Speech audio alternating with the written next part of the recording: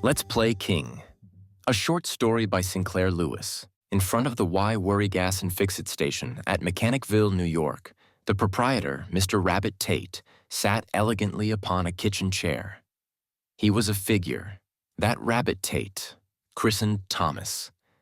His trousers might be spotty, and their hem resembled the jagged edges of magnified razor blades shown in the advertisements, but his shirt was purple, with narrow red stripes. His sleeve garters were of silvered metal, and on one sausage-like forefinger was a ring with a ruby, which would have been worth $200,000 had it not been made of glass. Mr. Tait was not tall, but he was comfortably round. His face was flushed. His red mustache was so beautifully curled that he resembled a detective, and his sandy hair was roached down over his forehead in one of the most elegant locks ever seen on the wrong side of a mahogany bar. Out from the neat white cottage behind the filling station, a residence with all modern conveniences except bathrooms, gas, and electricity, charged his spouse, Mrs. Bessie Tait, herding their son, Terry. Now, Bessie was not beautiful. She had a hard-boiled egg forehead and a flat-iron jaw, which harmonized with her milk-can voice to compose a domestic symphony. Nor was Rabbit Tait, for all his dashing air, an Apollo. But Terry, aged 6, was a freak of beauty. He was too good to be true. He had surely come off a magazine cover. He had golden hair, like blown thistledown in a sunset. His skin was white silk, his big eyes violet, his nose straight, and his mouth had twisting little smiles which caused the most loyal drunkards to go home and reform. How he had ever happened to Rabbit and Bessie Tait, how the angels, or the stork, or Doc McQueech had ever happened to leave Terry in the cottage behind the Wurry filling station, instead of in the baronial clapboard castle of the Mechanicville banker, is a mystery which is left to the eugenists. Bessie was speaking in a manner not befitting the mother of a Christmas card cherub. For the love of Mike, Rabbit, are you going to sit there on your chair all afternoon? Why don't you get busy? Yeah, contributed the cherub's father. Sure, what'd you want me do? Go out and grab some bozo's bus by the radiator cap and make him come in and buy some gas? Well, you can fix the screen door, can't you? The screen door? Yes, the screen door, you poor glue. The screen door. Is it busted? Oh, heck no, it ain't busted. I just want you to come and scratch its back where the mosquito's been biting it, you poor sap, and then you can take care of this brat, under my feet the whole doggone day. She slapped Terry, generously and skillfully, and as Terry howled, Rabbit rose uneasily, pale behind the bronze splendor of his curled mustache.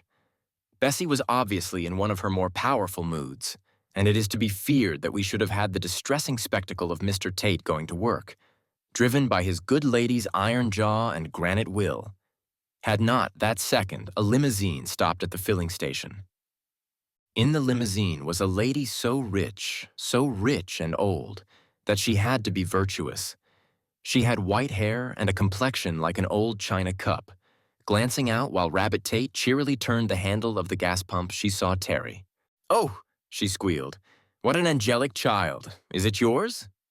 "Yes, ma'am," chuckled Rabbit, while Bessie ranged forward, beaming on the treasure she had so recently slapped. "He ought to be a choir boy," said the refined old lady.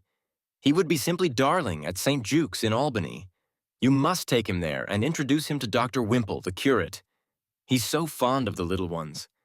I'm sure your dear little boy could be sent to some church school free and think these dreadful modern days. Otherwise, with his beauty, he might get drawn into the movies as a child star or some frightful thing like that and be ruined. Good morning." "Jiminy, that's a swell old dame," observed the dear little boy as the limousine swam away. Bessie absently slapped him and mused. "Say, Rabbit, the old lettuce give me a good idea. The kid might do good in the movies." "Say he might, at that.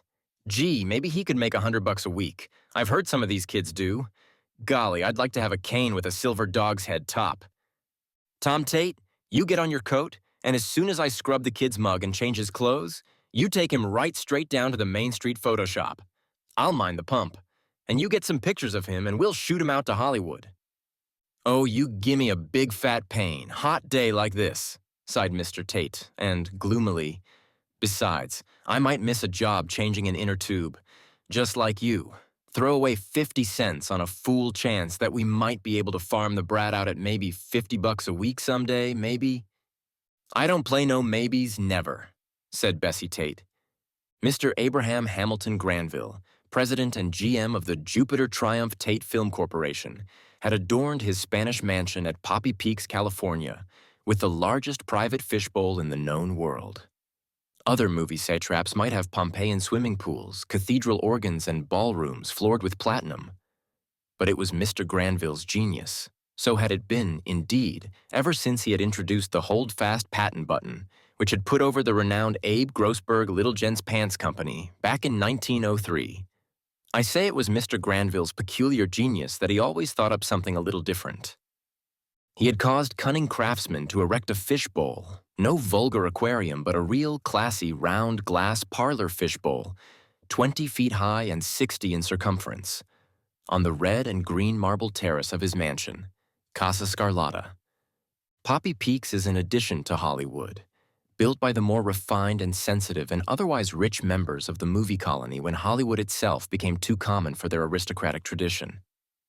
And of all the county families and nobility of Poppy Peaks, none were more select than the intellectual powers gathered about Mr. Granville this hazy California August afternoon. Besides Mr. Granville and the production manager, Mr. Eisbein, there was Wiggins, the press agent, formerly the most celebrated Red Dog player and mint julep specialist on the coast, a man who is questionable only in his belief that mange cure will cause thinning mouse-colored hair to turn into raven richness. Was also Miss Lilac Lavery Lugg, writer of the scenarios for such masterpieces of cinematographic passion as Mad Maids, Midnight Madness, and Maids of the Midnight. She was 38 and had never been kissed. But even more important than these mad magnates of midnight was a quiet and genteel family sitting together in scarlet-painted basket chairs. The father of the family was a gentleman named Mr. T. Beniscoten Tait. He had a handsome ruddy mustache, curled, and a gold cigarette case. He wore a lavender suit, white spats, patent leather shoes, eyeglasses with a broad silk ribbon, and a walking stick whose top was a dog's head of gold with ruby eyes. His lady was less cheering in appearance, but more notable. She wore a white striped black suit with python skin slippers. She sat rigid with eyes like headlights. And the third of the family was Terry Tait, billed throughout the entire world as the king of boy comedians. He was in English shorts, with a Byronesque silk shirt open at the throat. But on the back of one manicured hand was a grievous smear of dirt, which more suggested raising Cain in Mechanicville, New York, than being sweet in Poppy Peaks. And crouched behind him was a disreputable specimen of that celebrated breed of canines, a boy's dog, who would never be exhibited in any dog show except a strictly private one behind an ill-favored barn. Terry was 10, this summer of 1930. "Well, Miss Lugg," Granville said briskly, "what's your idea for the new Terry Tait?" "Oh, I've got a perfectly priceless idea this time. Terry plays a poor little Italian bootblack. He's really the son of a count, but he got kidnapped." Terry crossed over center stage and yammered, "I won't do it. I've been the newsboy that squealed on the gang, and I've been the son of the truck driver that got adopted by the banker, and I've been Oliver Twist, and I hate these doggone poor city boy roles. I want to be a boy cowboy or an Apache." Miss Lugg squealed, "I've got it. How about his playing the drummer boy of the regiment, Civil War stuff, saves the general when he's wounded, and Lincoln invites him to the White House?" Miss Lugg was soaring into genius before their awed eyes. But she was interrupted by the circular saw voice of Mrs. T. Beniscoten Tait. "Not on your life, not a chance. Terry in them awful battle scenes with all them tough mob extras falling over him. That's always the trouble with wars. They make good scenes, but somebody is likely to get hurt. No, sir." "Was ist das denn für ein Chutzpah?" growled Mr. Abraham Hamilton Granville. "Der Terry should take a chance what we pay him." Mrs. Tait sprang up, a fury on ice. "Yeah, a miserable $2,000 a week. Believe me, on the next contract it's going to be $4,000, and if it don't come from Jupiter, there's others that'll pay it. Why, we don't hardly make expenses on $2,000, having to keep up a swell social position so none of these bozos like Franchot can high-hat us. And Terry's French tutor and his dancing teacher and his trainer and his chauffeur and thank heaven I'm not ambitious like a lot of these bums that want to show off how swell they are. Honus is sometimes I wish we'd stayed back in Mechanicville. Mr. Tait had a large garage there. We saved more money than what we can here, the way you hogs want to grab off all the coin and don't ever think about the artist and his folks and how they got to live. Yes, maybe that's so. Well, what's your idea of his next role, Bessie? Soothed Mr. Granville. Mr. Tait suggested, I got an idea that you have not. You never did have, said Bessie. Now, I think it would be nice if I'd just love to see my Terrykins as this here lost Dauphin, this son of Napoleon or Louis or whoever he was. You know, leg long. Miss Lugg can look up all the historical dope on him. I think Terry'd look lovely in satin tights with a ruff. Oh, gee, wailed Terry. I don't, continued Mrs. Tait with severe virtue, like to see my little boy playing these newsboy and hard-up roles all the time. I don't think it's a good influence on all his following. It ain't progress, and him with his wardrobe. While Mrs. Tait sermonized, the butler had brought out the 4 o'clock cocktail tray and the afternoon papers, and Wiggins, the rusty press agent, had escaped from the sound of Bessie's voice into a nice, wholesome Chicago murder story. He piped now. Say, talking about your lost Dauphin dope, Bess, here's one in real life. Seems in the paper, King Udo of Slavaria died last night of heart failure and his heir is his son, Maximilian. King Maximilian III he'll be, and the poor kid is only 10. Youngest king in the world. But where the heck is Slavaria? You tell him, Terry, said Bessie Tait. Terry is a wonder at geography, same as I always was. I don't want to, protested the wonder. You do what I tell you to, or I won't let you play baseball with the butler's kids. I'll make you go to tea at Princess Marachasila's. Oh, darn, sighed Terry. Then he recited with the greatest speed and lack of expression. Slavaria is a Balkan kingdom bounded on the north by Romania, on the east by Zenda, on the south by Bulgaria, and on the west by Graustark. The capital is Zetokoskavar. The principal rivers are the Rijeka and the Zgoska. The exports are cattle, hides, cheese, and wool. The reigning monarch is Udo VII, who is descended from the renowned warrior King Hieronymus, and who is united in wedlock to the famous beauty Sidoni, a cousin of the former German Kaiser. Say, Mama, what's a Balkan kingdom? Is it in China? Now listen to him, will you? I bet there ain't a kid in Hollywood that's got as swell a tutor or as educated as good as he is, purred Mrs. Tait. I was always like that, too. Just crazy about books and education. Wait, I've got it, shrieked Miss Lilac Lavery Lugg. Here's our scenario, and the publicity about this new kid king will help to put it over. Listen, Terry is the boy king of a... I don't want to be a king. I want to be an Apache, wailed Terry, but no one heeded. Everyone, excepting Terry, Terry's mongrel pup, and the butler, listened with hot eyes as they were caught up by the whirlwind of Lilac's genius. Terry is the boy king of a Near Eastern country.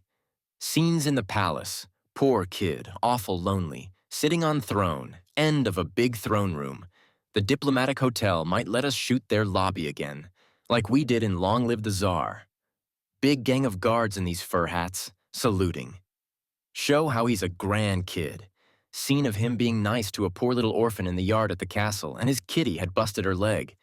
But he's so sick and tired of all this royal grandeur that he turns democratic on his guard and the court and all them.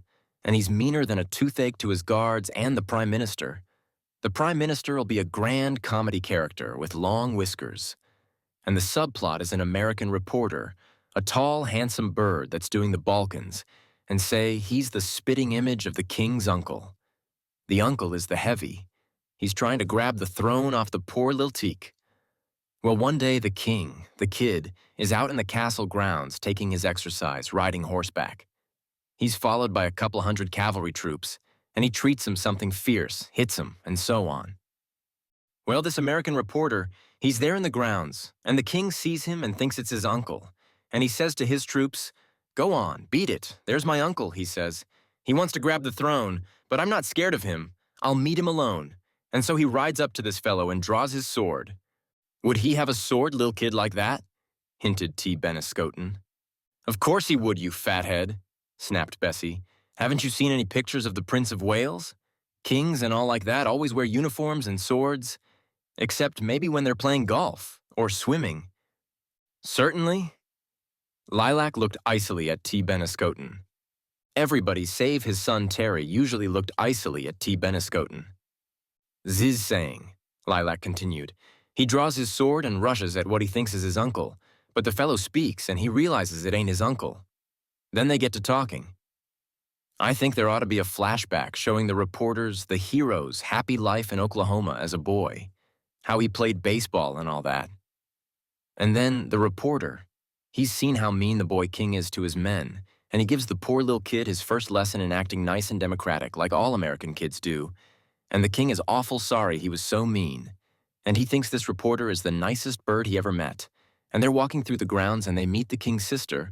She's the female lead.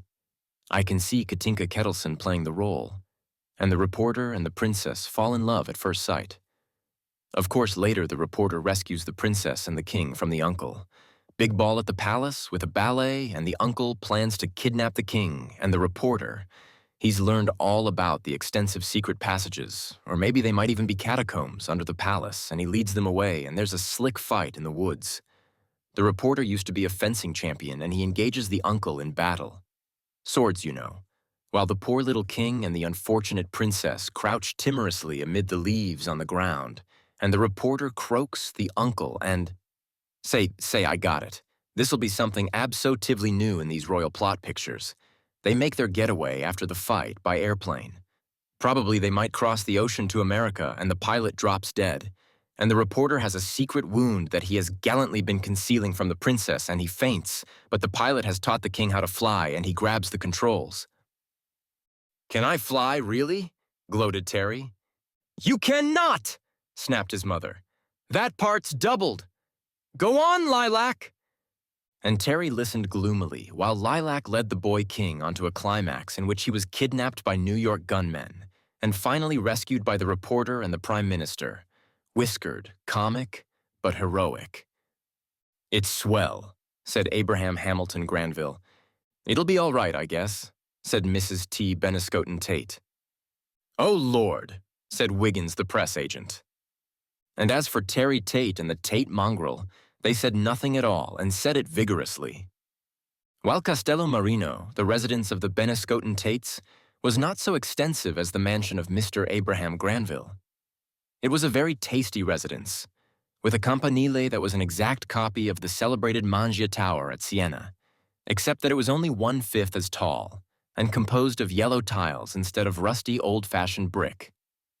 In this select abode, the loving but unfortunate parents, trying so hard to give their little boy a chance to get on in the world, were having a good deal of trouble. This morning, Terry simply would not let his nice valet dress him. He said he did not like his nice valet. He said he wanted to be let alone. I think, Palachi, Mrs. Tait remarked to the valet, that Master Tait ought to wear his polo suit to Mr. Granville's office. Oh, no, please, Mother, Terry begged. It looks so foolish. No other boy wears polo costume? Of course not. That's why I got it for you. I won't wear it. Not outside the house. Everybody laughs at me. If I wear it, I won't act. Oh, dear me, why I should be cursed by a son that... Now put on your polo rags and mind your mother, said T. Beniscoten Tait. Rabbit. Yes, my dear.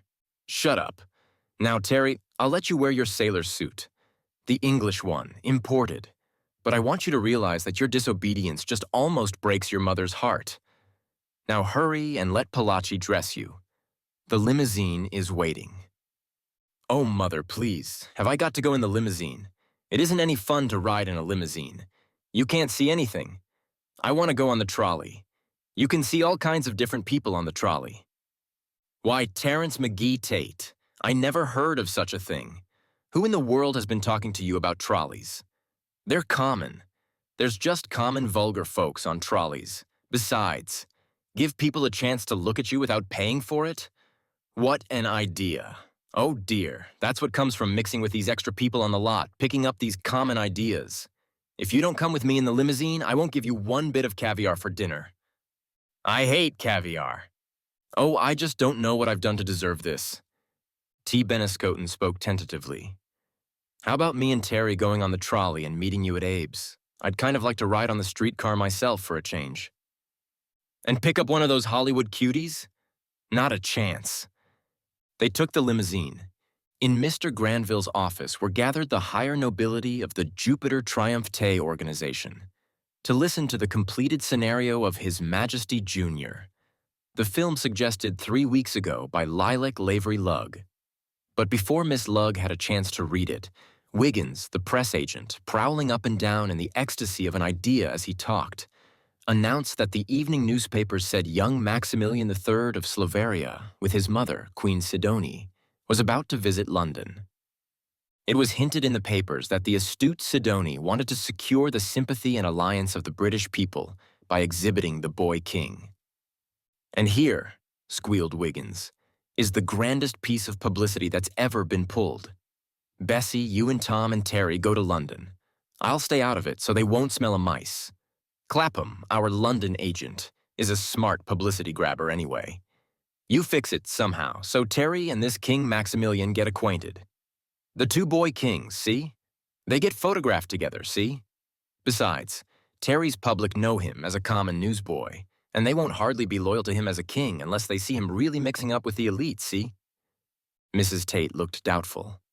Poppy Peaks she knew, and Hollywood was her oyster, but neither she nor T. Beniscoten nor Terry had ever tackled the dread unknown lands beyond the Atlantic. But she brightened and looked resolute as Wiggins cunningly added, "And this will give you a chance, if you rig it right, and the two kids hit it off together to get chummy with Queen Sidonie Bessie, and maybe you can get her to come to the Peaks as your guest, and then, believe me, you'll make Garbo and Kate Hepburn look like deuces wild, very wild." "That's not a bad idea," mused Mrs. Tait. In the sacred recesses of the Beniscoten Tait home, in the Etruscan breakfast room where lovebirds and Himalayan canaries billed and cooed and caroled in red enameled cages, and the solid marble dining table glowed prettily with $19 worth of orchids, the Tait family discussed the invasion of Europe. They had just returned from Mr. Granville's office, where they had accepted Lilac's scenario of His Majesty Jr. "I think," said T. Beniscoten, "that if we get held up in London very long, I'll run over to Paris, if you don't mind, Bessie." "What do you want to do in Paris?" "Huh? Why, I just want to see the city. You know, get acquainted with French customs. Nothing so broadening as travel." "Then I guess you're going to stay narrow. Fat chance you going to Paris by yourself and drinking a lot of hooch and chasing around after a lot of wild women. In fact, come to think of it, Rabbit, I guess Terry and I can pull this off better if we leave you home." "Mother," Terry was imploring, "please, I want Father to go along." Bessie faced her two men with her hands on her hips, her jaw out, and when she stood thus, no one who knew her opposed her, unless he was looking for death. T. Beniscoten grumbled, Terry wailed, but Bessie glared them down. Then she stalked to the telephone and ordered the immediate attendance of a dressmaker, a women's tailor, a shoemaker, a milliner, a hairdresser, a masseuse, an osteopath, a French tutor, and a higher thought lecturer. "I'm going to Europe and I'm going right," she said.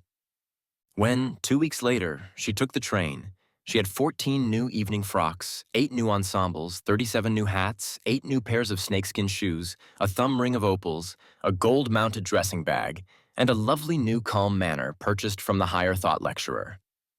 All the way from Poppy Peaks to New York, Terry and his smiling, his tender mother were hailed by the millions to whom Terry had become the symbol of joyous yet wistful boyhood.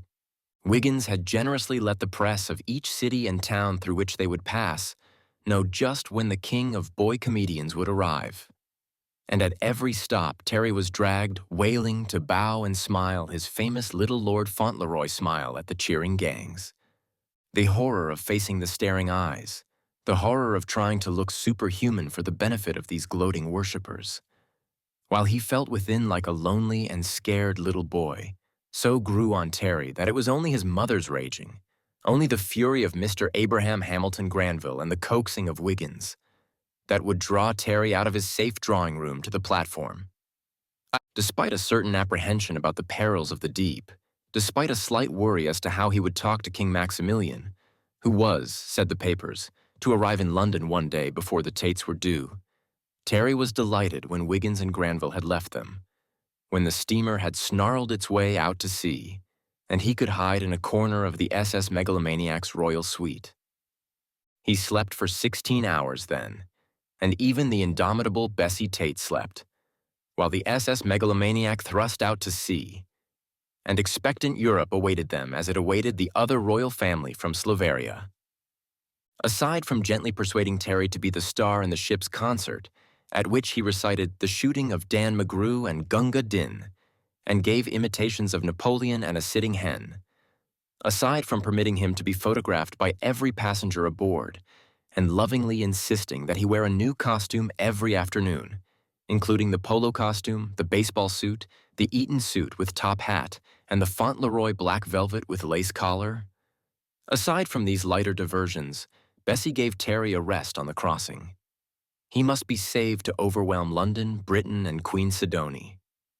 Bessie was disappointed in landing at Southampton when she saw no crowd hysterical with desire to worship the king of boy comedians.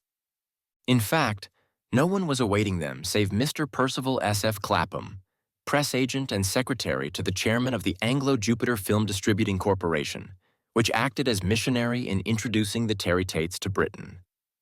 Mr. Clapham greeted Bessie and Terry in what he considered American. "Pleased to meet you. At your service, folks, as long as you're here." "Where's the crowd?" demanded Bessie. Southampton is a bit indifferent to Americans, you might say." Bessie and Clapham looked at each other with no great affection. The international brotherhood was not working out.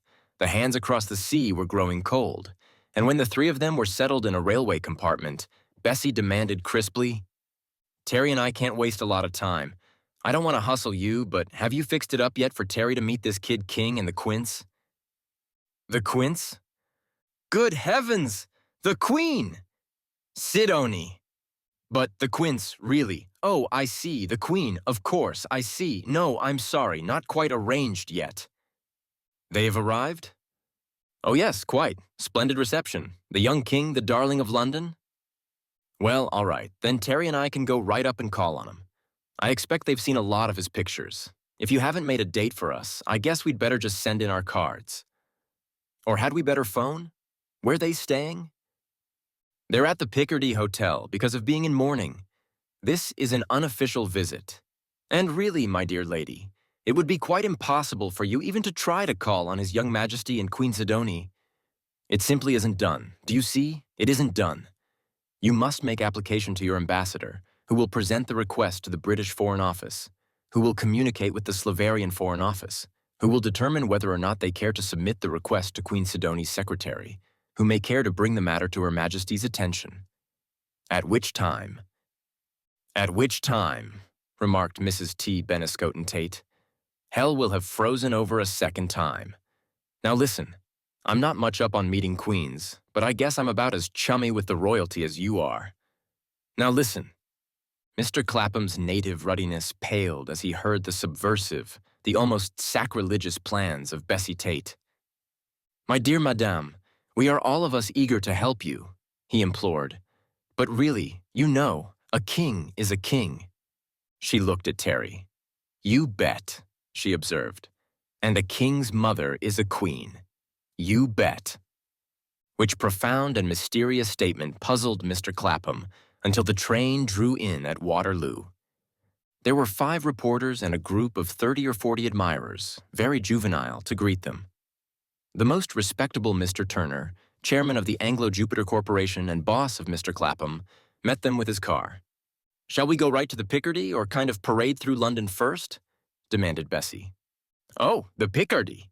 Why, sure. That's where King Maximilian and his ma are staying, isn't it? It's the swellest hotel in town, isn't it?" "Oh, yes, quite." Mr. Turner looked agitated as he fretted. "But I say, a lady traveling alone with a boy couldn't go to the Picardy. People might think it a bit fast. I've taken a suite for you at Garborough's Hotel. Most respectable family hotel. When was it built?" "Built? Built? When was it built?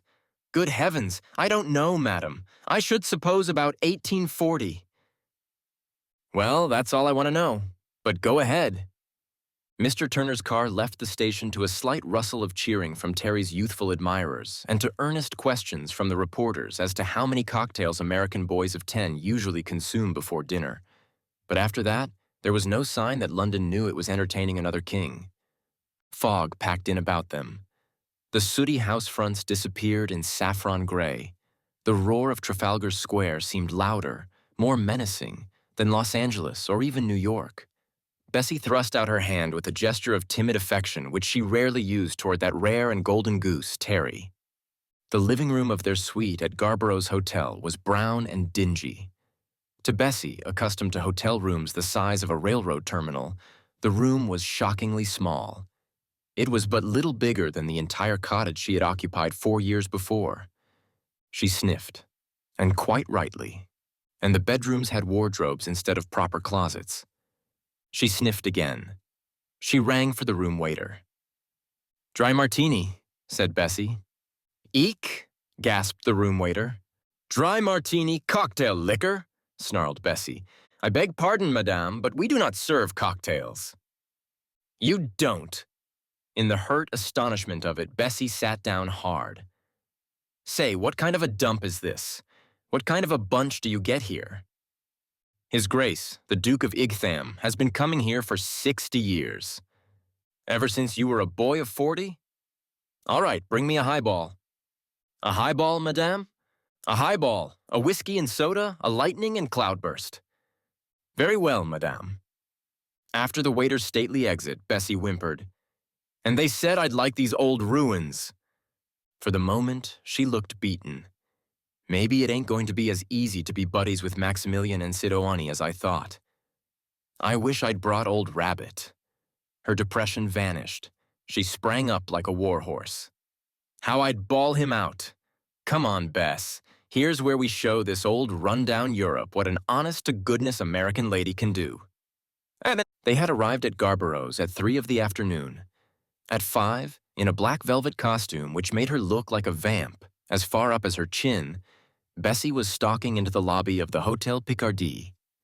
The reception clerk at Garborough's had been a stringy young woman in black alpaca and a state of disapproval, but at the Picardie he was a young Spanish count in a morning coat. "I want," she said, "the best suite you have." "Certainly, madame. At once." The clerk leaped into action and brought out from a glass-enclosed holy of holies an assistant manager who was more dapperly mustached, more sleekly frock-coated, more soapily attentive than himself. "May I inquire how large a suite madame would desire? And, is madame's husband with madame?"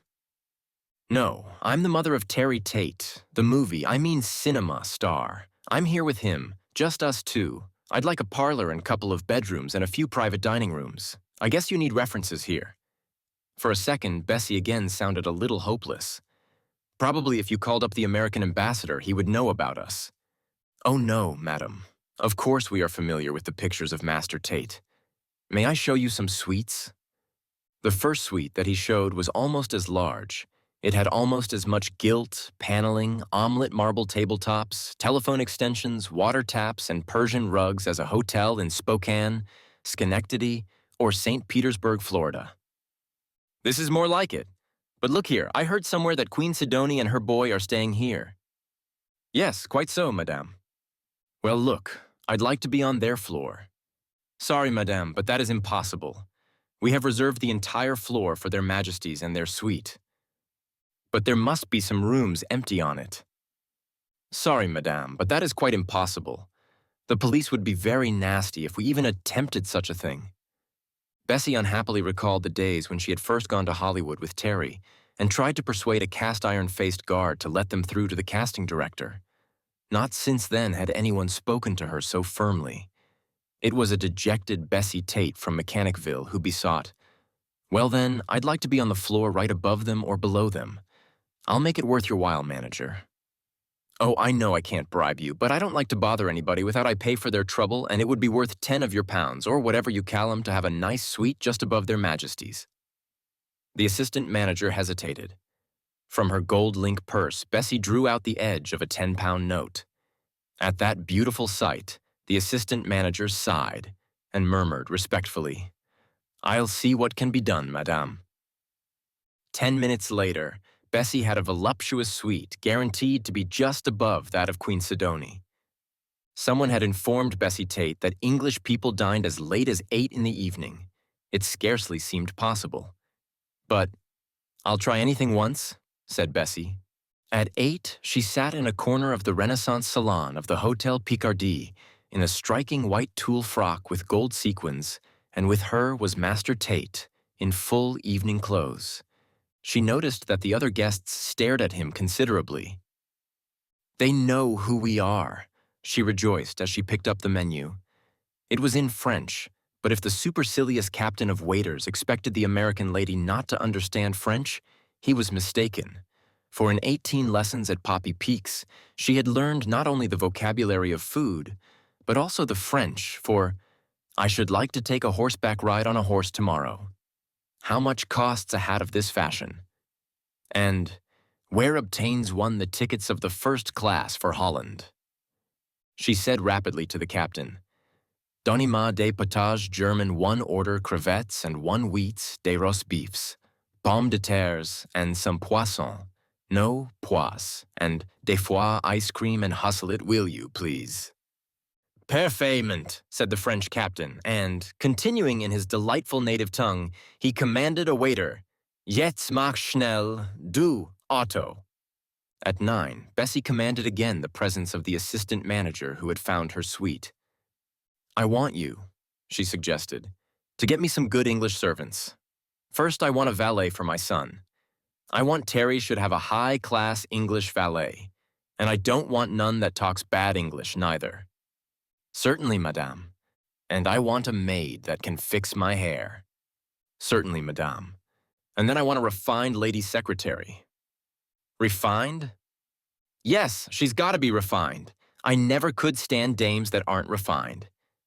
"I know a young lady, madame, Miss Tingle, the daughter of a most worthy low-church clergyman and formerly secretary to Lady Frisbee."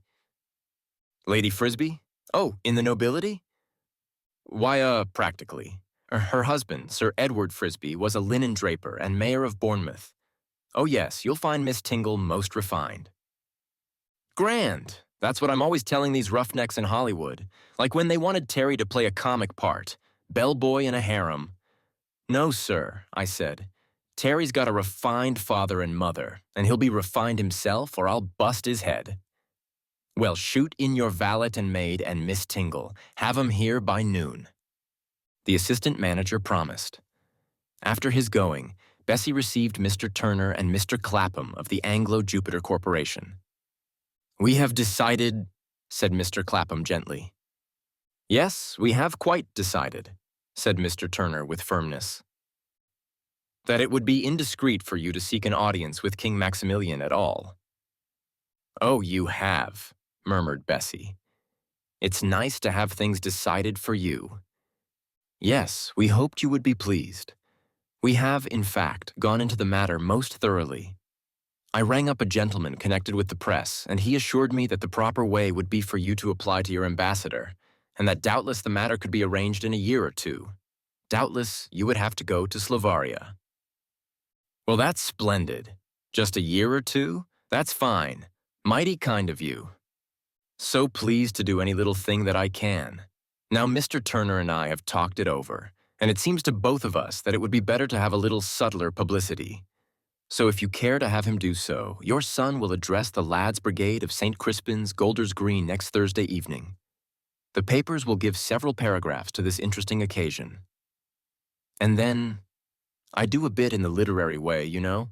I have ventured to write an interview with you which I hope to have used by one of the papers. It goes as follows.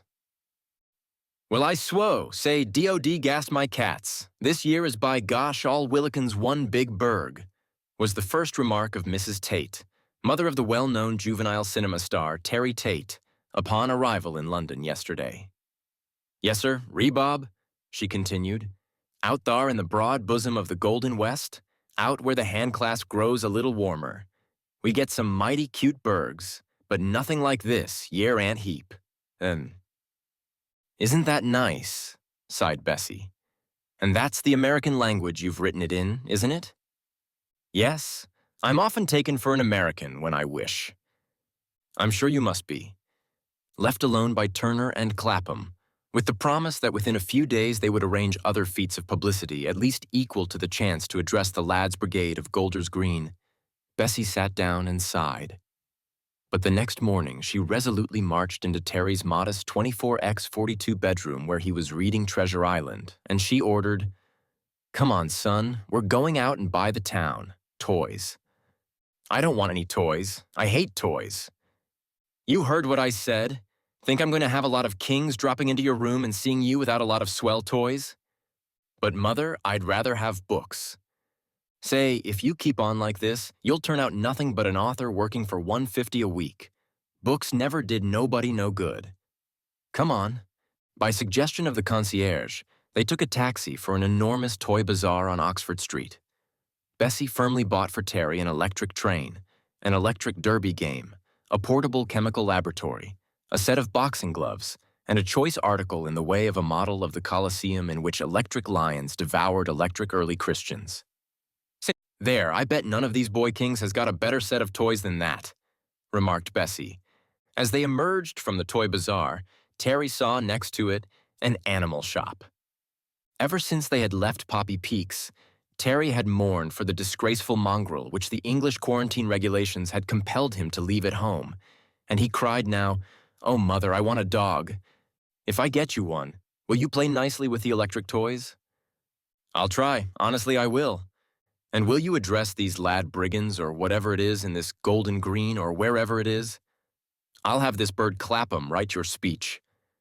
"Yes, but a jolly dog?"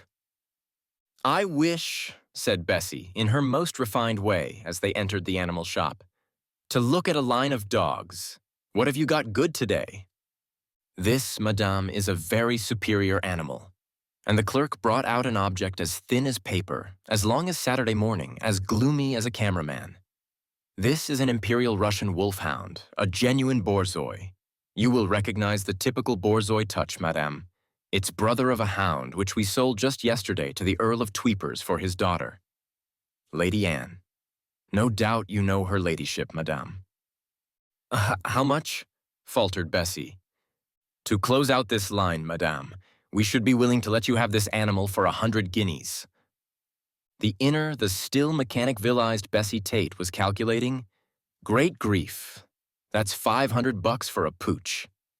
But the outer, the newly refined Mrs. T. Beniscoten Tait, was remarking evenly, "Rather a lot, but I might consider, does it please you, Terry?" She could keep up the strain of refinement no longer, and most briskly, much more happily, she remarked to the clerk, "This is my son, Terry Tait. You've probably seen him in the movies. They call him the king of boy comedians."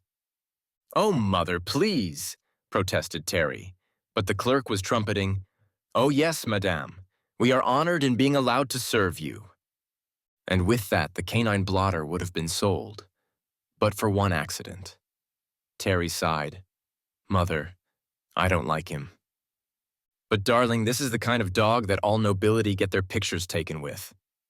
But if you don't like him—" While Bessie grew momently more impatient, Terry was offered and declined such delightful pets as a Pekingese that looked like a misanthropic bug and an Airedale like a rolled-up doormat. Then he stopped before a cage and, his hands clasped in ecstasy, exulted, "Oh, there's the dog I want." The clerk looked shocked. Bessie, seeing his expression, looked shockeder. Terry's choice was a canine social error. He was, probably, a cross between a police dog and a collie, with a little Scotch terrier and a trace of cocker spaniel. He had bright eyes, a wide and foolish mouth, and paws so enormous that he resembled a pup on snowshoes. And he had none of the dignity and aloof tolerance of the pedigreed dogs whom Terry had rejected. He laughed at them and wagged at them and barked an ill-bred, joyful bark. "That," objected the clerk, "is a mongrel, I'm afraid. We are exhibiting him only out of deference to the widow of a country customer. I really shouldn't care to recommend him." "But he's a sweet dog," wailed Terry. He's the one I want. Very well then, my fine young gentleman. You get no dog at all if you're going to be so doggone common, raged Bessie, and she dragged the protesting Terry from the shop and hastened to the Hotel Picardy. Bessie telephoned to those unseen powers that somewhere in the mysterious heart of every hotel regulate all human destinies. Will you please send up a bellboy at once? A bellboy? Oh, a page. Well, whatever you want to call him. There appeared at her suite a small boy whom she immediately longed to put on the stage. He was red-headed, freckle-faced, and he carried his snub nose high and cockily. He wore a skin-tight blue uniform with a row of brass buttons incredibly close together, and on the corner of his head rode an impudent pillbox cap of soldierly scarlet. Yes, madame? He was obviously trying not to grin in pure good fellowship, and when Terry grinned, the page's cockney mug was wreathed with smiling. What is your name? Demanded Bessie. Bundock, madame. Heavens, you can't call a person Bundock. What are you called at home? Ginger, madam. Well, Ginger, this is my son, Master Terry Tait, the the cinema star. Oh, madam, we were told below that Master Tait was here, but I didn't know I'd have the pleasure of seeing him. I'm familiar with Master Tait in the pictures, if I may say so, madame. All right, play. I beg your pardon? I said play, play. You are to play with Master Terry. While Ginger looked dazed, she led the two boys into Terry's bedroom, pointed an imperial forefinger at the new toys which she had brought home in the taxicab, and loftily left them. Gosh, I think it's the limit that this playing business is wished onto you, too, sighed Terry. I guess she'll want us to play with the electric train. Do you mind playing with an electric train? I've never before had the opportunity, sir. Oh, golly, don't call me sir. Very well, sir. What did you play with at home? Well, sir. Terry, not sir. Well, Master Terry, sir, I had a very nice cricket bat that my Uncle Enery made for me, and a wagon made out of a Bass ale box, sir, but it didn't go so very well, sir. Permit me. Terry had begun to open the case containing the electric train. Ginger sprang to help him. As he lifted out an electric locomotive, a dozen railroad carriages which represented the Flying Scotsman in miniature, a station on whose platform a tiny station master waved a flag when the set was connected with the electric light socket, a tunnel through a conveniently portable mountain, and an even more miraculously portable bridge across a mighty tin river 3 feet long, Ginger muttered. I'll be jiggered. Do you like them? Marveled Terry. Oh, like them, sir. Said that. Well, you wouldn't if they gave you one every birthday and Christmas, and you had to run 'em while a bunch of gin hounds stood around and watched you and said, "Isn't he cute?" But Terry was impressed by the admiration of this obviously competent Ginger, this fortunate young man who was allowed to wear brass buttons and live in the joyous informality of kitchens and linen closets. Within 15 minutes, unanimously elected president and general manager of the Hollywood and Pasadena RR, Terry was excitedly giving orders to the vice president and traffic manager. Trains were darting through tunnels and intelligently stopping at stations. And once there was a delightful accident in which the train ran off the curve, to the anguish of 16 unfortunate passengers. Or that. Gee, I do like it when I've got somebody to play with, marveled Terry. Say, I wish you could see my dog back home. He's a dandy dog. His name is Corned Beef and Cabbage. Really, sir? What breed is he? Well, he's kind of an Oklahoma wolfhound, my dad says. Oh yes, Oklahoma wolfhound. I've heard of that breed, sir. I say, let's put one of the passengers on the track, and then the train runs into him and we could have a funeral. Slick. Miss Tingle, the refined lady secretary recommended by the hotel, had arrived at noon and had been engaged. Can you go to work right now? Demanded Bessie. I'm going to grab off a king. Grab off a king, madam? Oh gosh, I don't know why it is. Back in Hollywood, I thought I could sling the king's English all right. But in England, seems like every time I say anything, they repeat what I say and register astonishment. I guess I'm kind of a Lady Buffalo Bill. Well, let's get to it. Now listen. She explained the scheme for the capture of publicity by making Terry and King Maximilian chums. And just between you and I wouldn't kick and holler much if I got to be buddies with Queen Sidonie. Of course, Terry's publicity comes first. I just sacrifice everything to that boy. But same time, I've seen pictures of Sydney. Somehow I just feel, do you believe in the higher thought?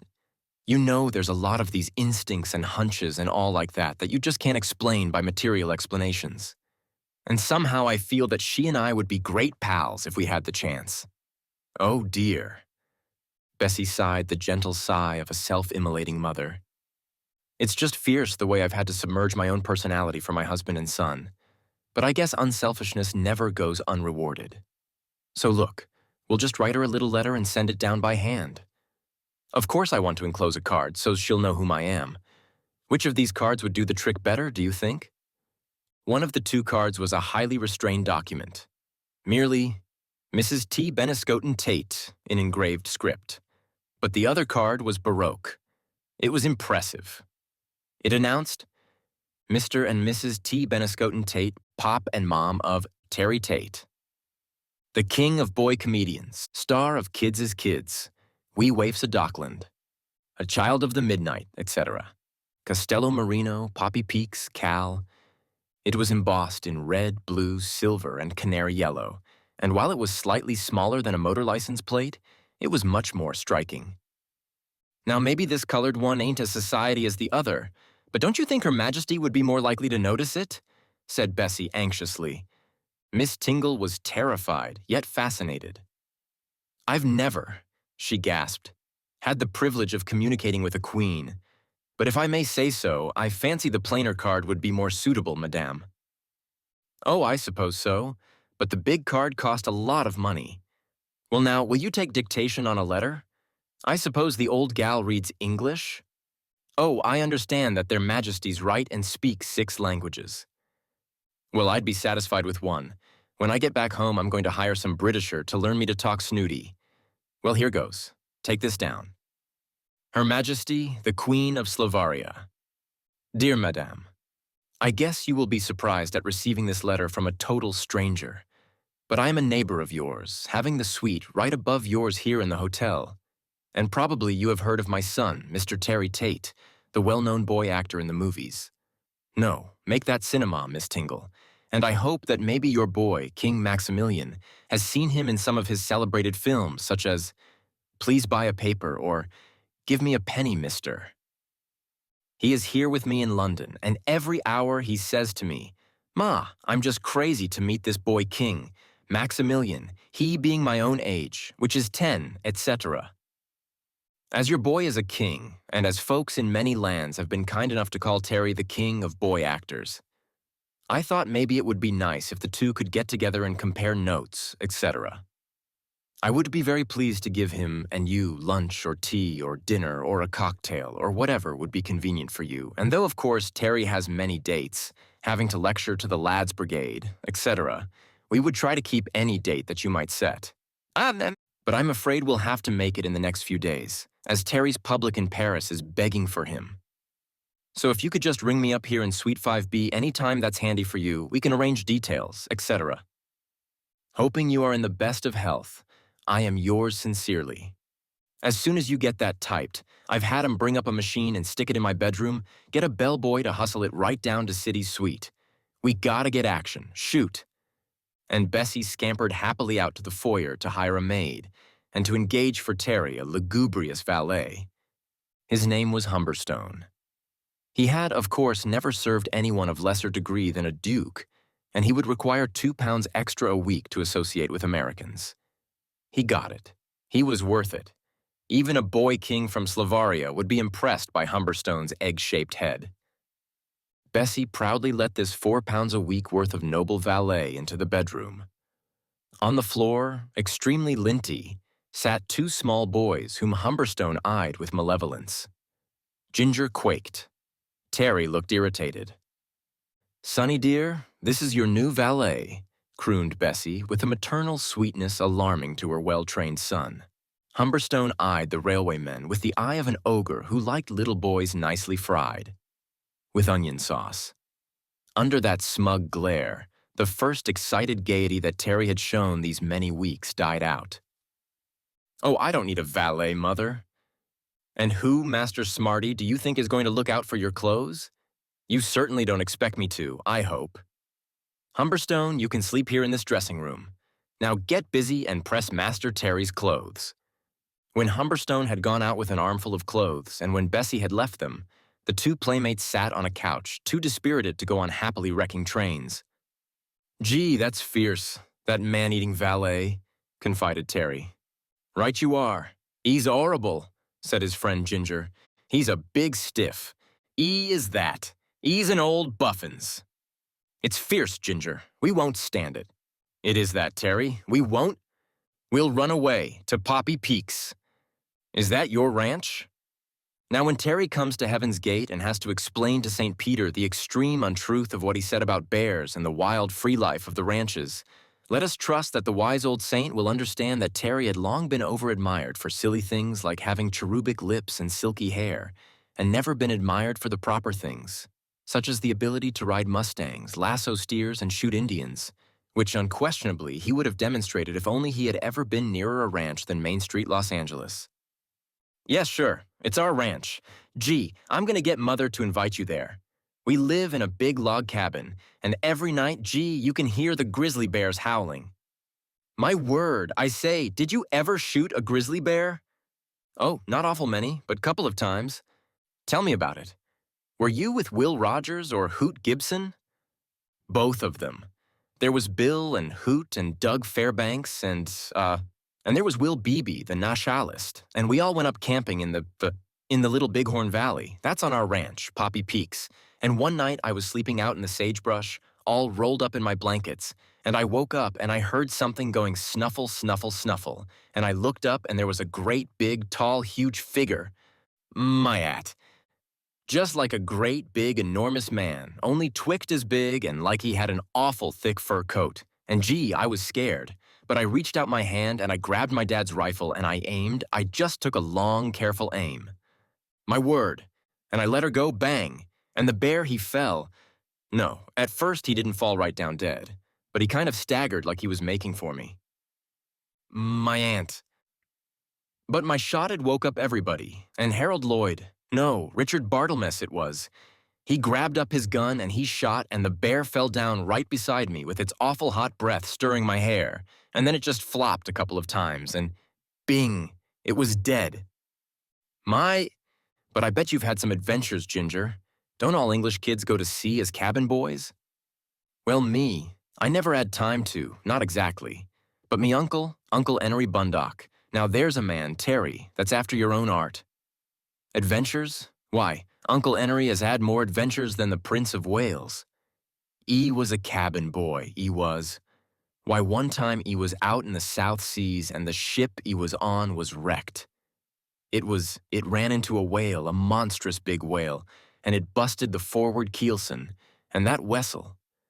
It began to sink immediately. Oh, something shocking. And me uncle swam ashore, 4 miles it was. Through them seas simply infected with sharks, and he come ashore. Only me own age, 12 he was then. But many's the time he's told me 6 foot he stood in his stocking feet. And there on shore was a ferocious band of necked savages. But, well, he had a burning glass in his clothes, and he held it up, and them poor ignorant savages, they didn't know what it was. And then he acted like he didn't even see 'em, and he stuck that burning glass over a pile of driftwood, and the wood caught fire, and them savages all gave one horrible shriek, and they all ran away. And so that's how he got to be their king. Is he still their king? Him? Uncle Henry? No fear. He had other things to do. He had. And when he got tired of being king, he up and made hisself a canoe out of a log and sailed away, and he stood for Parliament in the Sandwich Islands. Tell me some more, cried Terry. But their ardor was interrupted by the return of the formidable Humberstone, and then Bessie whisked in with, You can go now, Ginger. Terry, wash your hands. Lunch. Mother, I want Ginger to come play with me every day. Well, perhaps. We'll see. Now be snappy. This afternoon we might have some important visitors. Most important. For 2 days, Bessie awaited a reply to her note to Queen Sidonie, but from the royal fastnesses she had no murmur. London mildly discovered that the king of boy comedians was in town. A special writer from a newspaper which had been Americanized came to interview Terry on the contrasting spiritual values of baseball versus cricket, his favorite poem, and the cooking of Brussels sprouts. He addressed the lads' brigade, and that was nothing to write about. And he received 618 letters from people who were willing to let him pay for their mortgages and their surgical operations. But for most of the 2 days, he sneaked into corners and tried to look inconspicuous, while in the living room of the suite, Bessie stalked and glared, and in his bedroom, Humberstone, the valet, glared and stalked. Ginger was summoned to play, but Bessie so raged at their noise that the two infants made a pirate's den behind Terry's bed, where Ginger chronicled his uncle, Enery Bundock's adventures as steward and bartender to a celebrated Arctic expedition. "Bring me a whiskey soda, me man," says Sir John Peary, and Uncle Enery brings it. And standing there, Sir John drinks a toast to the North Pole, and he says to me, "Uncle, Enery, we'd never have discovered it but for your splendid service." And Enery's astonishing experiences during the Great War when, as a British spy, he reached the Imperial Palace in Berlin and talked with the Kaiser, who, such was Uncle Enery's cunning, took him for a Turkish ally. If anything more than Ginger's freckled grin had been needed to make Terry adore him, it would have been the privilege of meeting the relative of so spirited a hero as Uncle Enery Bundock. With Terry and Ginger's care, Bessie was able to give herself up wholeheartedly to worrying about failure to receive an answer from Queen Sidonie, to worrying about what Rabbit might be doing by his lone wicked self in Hollywood, and to being manicured, massaged, dress-fitted, hat-fitted, and generally enjoying herself. On the afternoon of the second day, she fretted only a little when Terry, with Ginger, seemed to be missing. But when they had been missing for 2 hours, she realized with sudden horror that Terry was lost in the wilds. It was some comfort to think that there would be front-page stories even in the London papers, which have their first pages on the third page. But she did hope he wouldn't be late for dinner. With all the devotion of a mother and the efficiency of a true American, she telephoned first to the newspapers and second to Scotland Yard. Just as the happy reporters and cameramen arrived, she heard a slight squealing back in Terry's room and dashed out to find that Terry had sheepishly sneaked in the back way, accompanied by a yet more sheepish Ginger and by a very sheep of sheeps. A large, irregular-shaped dog of a predominating hue of brown, streaked and striped and spotted with black, white, yellow, and plain dirt. He had a broad back, built for boys to ride upon, a tail that wagged foolishly, and an eye that looked with fond ecstasy upon the two boys, but with alarm upon the ineffable Humberstone. "Good heavens!" wailed Bessie. "That's that horrible animal I told you you couldn't have." "Oh no, Mother." That, with vast scorn, was just a collie police dog with terrier blood, but this is a purebred Margate waiter. The man said so. And his name is Josephus, the dog's, and the man wanted to charge me 10 shillings, but Ginger got him for me for 18 pence and that autographed picture of Fred Stone. "Oh," groaned Bessie, "to think that I should have a son that's common. It's funny, but you're just like your father.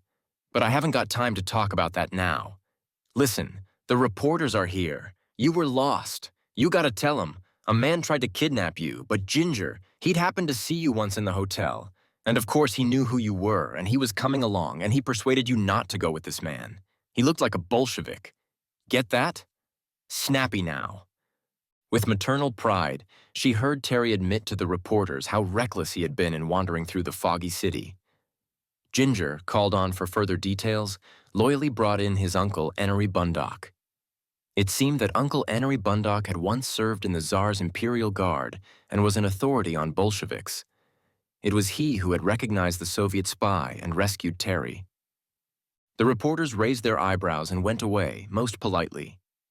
Next morning, Bessie was up at 7, clamoring for all the newspapers. Terry's awful escape was mentioned in only one of them, in the column of Mr. Swanenhofer. After, so it is asserted, frequently associating with gunmen and like underworld characters of San Francisco, Bangor, and other western cities of the United States, Terence Tait, the American boy cinema actor, discovered that brighter London is delightfully beginning to realize the perils of his native land. Strolling from his hotel yesterday, Master Tait, whose mother has interestingly compared his art to that of Sir Henry Irving, Sir Johnston Forbes Robertson, and Eleonora Duse, contrived so thoroughly to lose himself in the trackless wilds of Pall Mall that it was necessary to send out an expedition of hotel servants, equipped with wireless, ice axes, and tinned walrus meat, to discover and rescue him. Master Tait, with that shrewd perception which has so endeared all Yankee filmaturgy to the naive British heart, discovered a band of Red Indians encamped in front of the Carlton Club, and a band of Bolshevik spies, disguised as bishops but concealing bombs under their aprons, lurking on the roof of the Athenaeum. Master Tait's horrendous discoveries have been conveyed to Scotland Yard, and it is to be hoped that thanks to the young hero, who is only 6 years old, in fact, so young that his mother permits him to have only 3 motor cars, London will presently be made almost as safe as his native Chicago. Bessie spoke for half an hour without stopping. It did not soothe her particularly to find, in every newspaper, a 2-column account of the children's party given by the little Princess Elizabeth, with King Maximilian of Slovakia as honor guest, and the announcement that within a week Sidonie and Maximilian were to accompany the British royal family to Sandringham Hall in Norfolk. The house party, said the announcement, would be informal and limited to intimate friends of the family. Somehow, she could not explain why, that seemed to Bessie Tait of Poppy Peaks to shut her out more than any account of a grand public entertainment. A week! She was desperate, and if the British press wasn't to be roused by Terry's ghastly kidnapping, what could a lady do? All day she galloped up and down her suite, raging at her maid, at Humberstone, even at Miss Tingle, the refined lady secretary. The cheerful sounds of Terry, Ginger, and Josephus, the Margate waiter, from Terry's room, the sound of yelps and giggles and tremendous chasings after a tennis ball irritated her the more, made her forget the small voice within her that whispered, "Now be careful, Bess. Don't monkey with the buzzsaw." "Oh, shut up," she said to the alarmed mentor, and sending Miss Tingle to buy stationery which she didn't need, the maid to buy hairnets which she never used, and Humberstone to go back to his room and continue doing nothing save look impressive, she dashed to the telephone and snarled, "I want to speak to Suite 4B. "I'm sorry, madame, but I can't connect you with that apartment. It's taken by the Queen of Slovakia." "Good Lord, don't you suppose I know that? The Queen and I are great friends." "Very sorry, madame, but I have my orders. I can connect you with the Bureau of Count de Lopatak, Her Majesty's equerry." Bessie was puzzled as to why one should be connected telephonically with a bureau, an object which to her was firmly associated with Mr. Rabbit Tait's collars and pink silk undergarments, and equally puzzled as to what an equerry did for a living. Sounds like a horse, and at that, I guess a horse is about the only bird connected with her Madge that I'm going to get to talk to. She reflected tragically, but she said meekly, "Very well, I'll speak to his countship." She then spoke in turn, so far as she could later make out, with an American who was breeches buyer for Eglantine, Katz, and Kaminsky of Cleveland, Ohio, and who seemed to have no connection whatever with the Royal House of Slovakia, with an Englishwoman who appeared to be the stenographer to the secretary of the equerry. To the secretary of the equerry. To an indignant Englishman who asserted that he was no Slovarian equerry, but on the contrary, a coffee planter from British Guiana. To Count Elopatak, and at last to a man with a swart and bearded voice who admitted to being the secretary of Queen Sidonie. But he didn't seem to care for telephoning. He kept making sounds as though he were about to hang up, and Bessie held him only by a string of such ejaculations as, "Now you must get this clear," and "This is very important." Hadn't Her Majesty, Bessie demanded, received the letter from Mrs. T. Beniscoten Tait of California, mother of the celebrated— Yes, the secretary seemed to remember some such letter, but of course letters from strangers were never considered. Well then, she was willing to take the matter up over the phone. Take up what matter? There were no matters, thank heaven, which had to be taken up. But had they asked His Young Majesty whether he might not like to meet the celebrated boy? His Majesty cared to meet no one, and really, if Madame would be so kind. There were innumerable affairs of the most pressing necessity, and click. This time, Bessie expressed her opinion in a subdued manner. But I'm not licked yet. I've got an idea. When Mrs. T. Beniscoten Tait had an idea, Hollywood sat up and looked nervous, but the gray welter of city beyond the windows of the Hotel Picardie looked strangely indifferent. Of course, none of her hired men, equerries or whatever fancy names they want to call themselves, would understand it, but I'll bet Sidonie herself would be tickled pink to get some high-class publicity. It's just a matter of getting to her and explaining it, considered Bessie. And we'd have such a nice time talking about our boys. Well then, on the job, get past all these darn watchdogs. She marched into Terry's bedroom. She chased Ginger out of the room, shut Josephus the Margate waiter in Humberstone's room, and remarked to Terry with a maternal sweetness which caused him to look alarmed and suspicious. "Come, my little Manny, put on your Fauntleroy suit. We're going to see Queen Sidonie." Now deep and dark and terrible as was Terry's hatred for the polo costume, it was as love and loyalty compared with his detestation of the little Lord Fauntleroy suit, with its velvet jacket, velvet breeches, buckled slippers, and lace collar. He protested. He wailed, while from beyond the door Josephus wailed with him, and furiously started to chew Humberstone's respectable slippers. With a considerable drop in tenderness, Bessie snarled, "Now we'll have no more out of you. Good Lord, I work myself to the bone trying to give you a chance in life.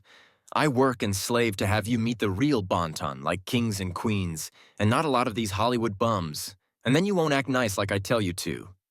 Terry Tait, I haven't punished you for some time, but unless you put on the nice Fauntleroy suit and act nice and gentlemanly, why, I'll just knockily snatch you bald-headed, jeer me?" In the case of Mr. Rabbit Beniscoten Tait, Terry had seen his mother's rare ability to snatch people bald-headed, and sobbing slightly, he took off the honest Boytown tweed suit he was wearing and began to force himself into the abomination of lace and black velvet. Out of the door, down the corridor, about to meet a queen, about to meet the first woman who might prove to be her own equal, marched Mrs. T. Beniscoten Tait. Bessie had, in a week of London, learned that really cultured and cosmopolitan people called candy sweets, called trolley cars trams, called hotel clerks reception clerks, called 6 bits 3 bob, and most especially called an elevator a lift. Thus it was no common and uneducated elevator, but an exotic lift that they took, and it was to a lift attendant that Bessie murmured charmingly, with just a touch of a Mechanicville French accent, "We'll stop at the 4e étage. Oh, how funny. I mean the 4th floor, please." "Very sorry, madame, but that floor is reserved. I am not permitted to stop there." "Say, don't you suppose I know it's reserved for the Slavarian royal party? It's them I'm going to see." The lift attendant had stopped the lift, or elevator, or ascenseur, just below the 4th floor. He was a bright lift boy of 65. He said unhappily, "I'm sorry, madame, but I'm not permitted to let anyone off on the 4th floor unless they are recognized or are accompanied by someone from the royal entourage." "Rats! I tell you they're expecting me. Look at this." This was a pound note.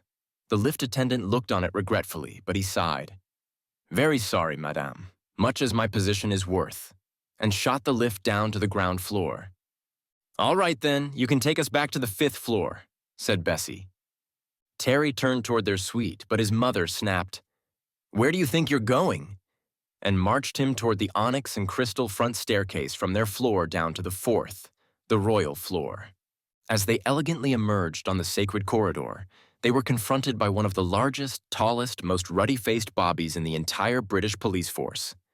He too was sorry, and he too explained that he could not let strangers approach their majesties. Bessie wasted no words on so rude a fellow. She marched upstairs again. "If they think they can stop me, there's nothing I won't do for the sake of my poor little son." She moaned, and grabbing the poor little son, she marched him to the east end of their corridor. Now, at the east end, Bessie had noted a flight of slate-tread stairs, presumably intended for servants and as a fire escape. At the foot of the stairs stood the same bobby whom she had just met. "Now then, have I got to run you in?" he growled. With one proud glance, she marched back upstairs. For half an hour, she cried on her bed, raging at the tyrants who insulted a mother who was trying to give her son a chance to get along in the world. Then she rose, powdered, and stalked into Terry's room, where he had already changed from the nice Fauntleroy suit into khaki shirt and shorts. He sat behind a couch, arguing with Josephus. "Now look here, young man, I'm going out, and if you stir 1 foot out of this suite, you and me will have a little talk this evening, jeer me." She marched out, singularly like the 5th Cavalry on the trail of the Apaches. Terry telephoned for Ginger. In blessed quiet and lack of maternal care, the 2 small boys and the 1 large dog became happy again.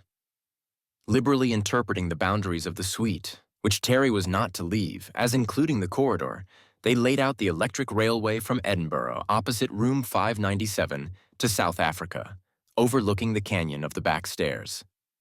And while they reveled, Bessie was at the American Embassy, successively failing to see the ambassador, the counselor, the first and second secretaries, and finally, with indignation at this neglect of her rights as an American citizen, hearing the third secretary murmur, "I greatly sympathize with you, but I'm afraid it would be hard to get the chief to feel that you have been insulted and that the State Department ought to cable Slavoria.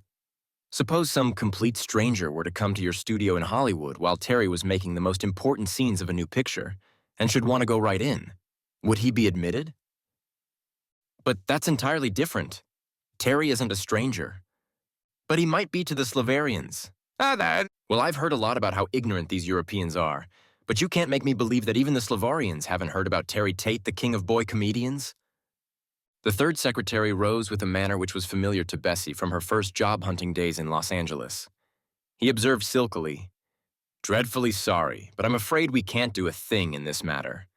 But if we can help you about passports—" As Bessie walked disconsolately away from the embassy, she groaned, "I guess the game's up. We ain't going to meet any queen. My poor little boy. They won't raise him to $4,000 a week after all, and I won't be able to buy that steam yacht. The dirty snobs that care more for red tape than for a mother's heart. Say, why wouldn't that make a swell title for Terry's next movie after His Majesty Jr.? A Mother's Heart."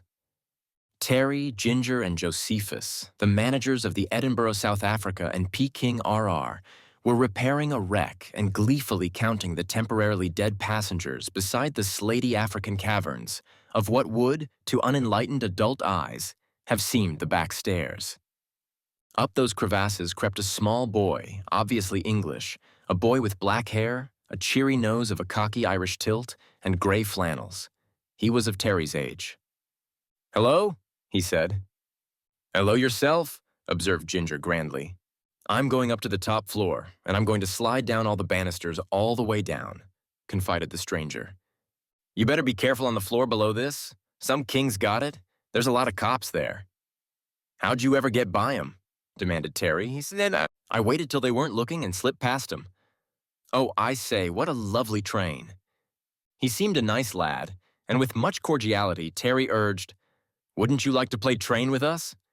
"Oh, I'd love it," cried the stranger. "I say, this is ripping. I've run away from my family. They want me to go to parties and have my picture taken." "Isn't it fierce?" sympathized Terry. "If you must have your picture taken," Ginger remarked oracularly, "you just tell your old lady to take you to Gumbridge's on Great St. Javers Street, Whitechapel. He'll do you 'andsome, 6 bob a dozen." "Oh, thank you very much indeed. I'll tell my mother. Would you mind if I started the train just once?" The new boy was so enthusiastic about the signal system, he so fervently enjoyed the most sanguinary wrecks, that Ginger and Terry adopted him as a third musketeer, and Terry urged, "If you like it, come into my room. I've got some other things there." The new boy gazed in awe at the electrical derby race and the electrical coliseum with the lions charmingly devouring early Christians. "I've just never seen such things," he sighed. "What do you play with at home?" asked Terry. "Why, we live in the country most of the year, and I ride and swim and play tennis and that's about all. You see, I have ever such a stern tutor, and he keeps me at work so much. But, oh, I have a bicycle too." Ginger and Terry exchanged glances of pity for their unfortunate new friend, and Terry said comfortingly, But still, it must be slick to ride horseback on these English roads. Not get jounced all to pieces like I do when I ride on the ranch. You ride on a ranch? I thought you were American. Yes, I'm in the movies. The stranger startled them with his scream. Now I know. I knew you looked familiar. You're Terry Tait. I've seen you in the pictures. I loved 'em. Oh, I am so glad to meet you. The boys shook hands, while Ginger beamed and Josephus wagged with appreciation, and Terry said generously, "But you Englishers don't care for my stuff like they do at home. I guess I ain't so much as—" "But honestly, Terry, if I may call you that." "Sure, kid. But I'm not English, at least only an eighth English. I'm Slovarian." "With that Slovarian bunch with King Maximilian downstairs?" "Yes, I'm Maximilian." "Oh, go on. You don't look like a king. You look like a regular kid." "Blimey," groaned Ginger. "I believe he is the king, Terry. I seen his pictures." "Gee," wailed Terry, "and I thought kings always wore tights and carried swords." "I'm frightfully sorry, Terry. Honestly, I hate being a king. It's just beastly. I have to learn 6 languages and all about taxation and diplomacy and history and all those things. And I just want to play and be let alone. And they're always trying to assassinate me." "Jiminy, honest?" breathed Terry. "Yes, I've been shot at 3 times this year, and really, I don't like it a bit." "Say, gee, your Majesty has got to excuse me if I got fresh with you." "Oh, please, won't you call me Max?" "Thunder. You can't call a king Max. You call him your Majesty or Sire." "No, you don't. Not in private life." "Well, gosh, I ought to know. I've read A Gentleman of France and a lot like that." "Well, I ought to know. I'm a king." "But you haven't been a king long." "That's so. But anyway, oh, please call me Max. Honestly, Terry, I'm so frightfully pleased to have met you. I've always been eager to know you ever since I saw you as the cabin boy in The Burning Deck. I say, that was simply ripping where you had that idea about dropping one end of the hose in the ocean and putting out the fire whence all but you had fled. Jove, you must have led the most perilous life. Oh, that scene with the hose was taken in the studio. The fire wasn't nothing but some oily waste in pails. No, I never did anything dangerous. Doggone it, my mother won't let me. Oh, Terry, look, when we grow up and I get to be a real king, and my mother and Sebeneko, he's the prime minister, and Professor Mikolavsky, he's my tutor. When I'm of age and they can't govern me any longer, will you be my commander-in-chief?" "Well, I wouldn't mind, Max." In a sudden consideration of his own troubles, it is to be feared that Terry forgot he was addressing a king. "Anyway, I'd certainly like to get out of the movies. You talk about your troubles. Say, you don't know how terrible it is to be a movie star. Awful. I have to give interviews, and every time I go out of the house, somebody is there horning in, trying to photograph me, and I have to wear trick clothes. Oh, horrible clothes. And old ladies come and stroke my hair, and I have to listen while they tell me what a dandy actor I am. And honest, Max, I'm fierce, and now I've got to meet the king of— oh, golly, I forgot. You are the king." "Yes, hang it. It's fierce." "It is, by Jove," mourned Maximilian. "I wish we could run away and find some nice farmhouse and just be kids there and feed the pigs." "Rather, wouldn't I like to—" So engrossed was Terry in Maximilian that he had not realized that Ginger was standing stiffly at attention. "Oh, Jiminy, I forgot to introduce Mr. Ginger Bundock. Max, your Majesty." Then Ginger was kneeling, kissing Maximilian's hand. "Oh, I say, please don't do that," begged Maximilian. "An Englishman, sir, knows what's befitting to a royal majesty," protested Ginger. "Oh, chuck it, will you?" "Right you are, sir." And the 3 small boys, actor and king and page, started to play with the delightful assassinations of the early Christians in the model of the Colosseum. And, aside from a profuse buttering of the conversation with sirs, Ginger was not uncomfortably obsequious to these great men. Indeed, apropos of Terry's further complaint that it was awful to have to retake a scene 20 times, Ginger complained darkly, "If I may say so, sir, an hotel page hasn't too cheery a time, you know. There's old gentlemen that get very drunk, sir, and expects you to bounce out and buy 'em clean shirts after all the shops is closed. And there's old ladies that gets you into their rooms and asks you, are you saved? And Maximilian interrupted, then we ought all three to run away and be pirates. Splendid, said Maximilian. Uncle Enery Bunduck used to be a pirate, yearned Ginger. From the next room flared a voice. Good heavens, Marie, I told you to send that dress down to be pressed. Maximilian quaked. Oh, it's my mother. She's looking for me.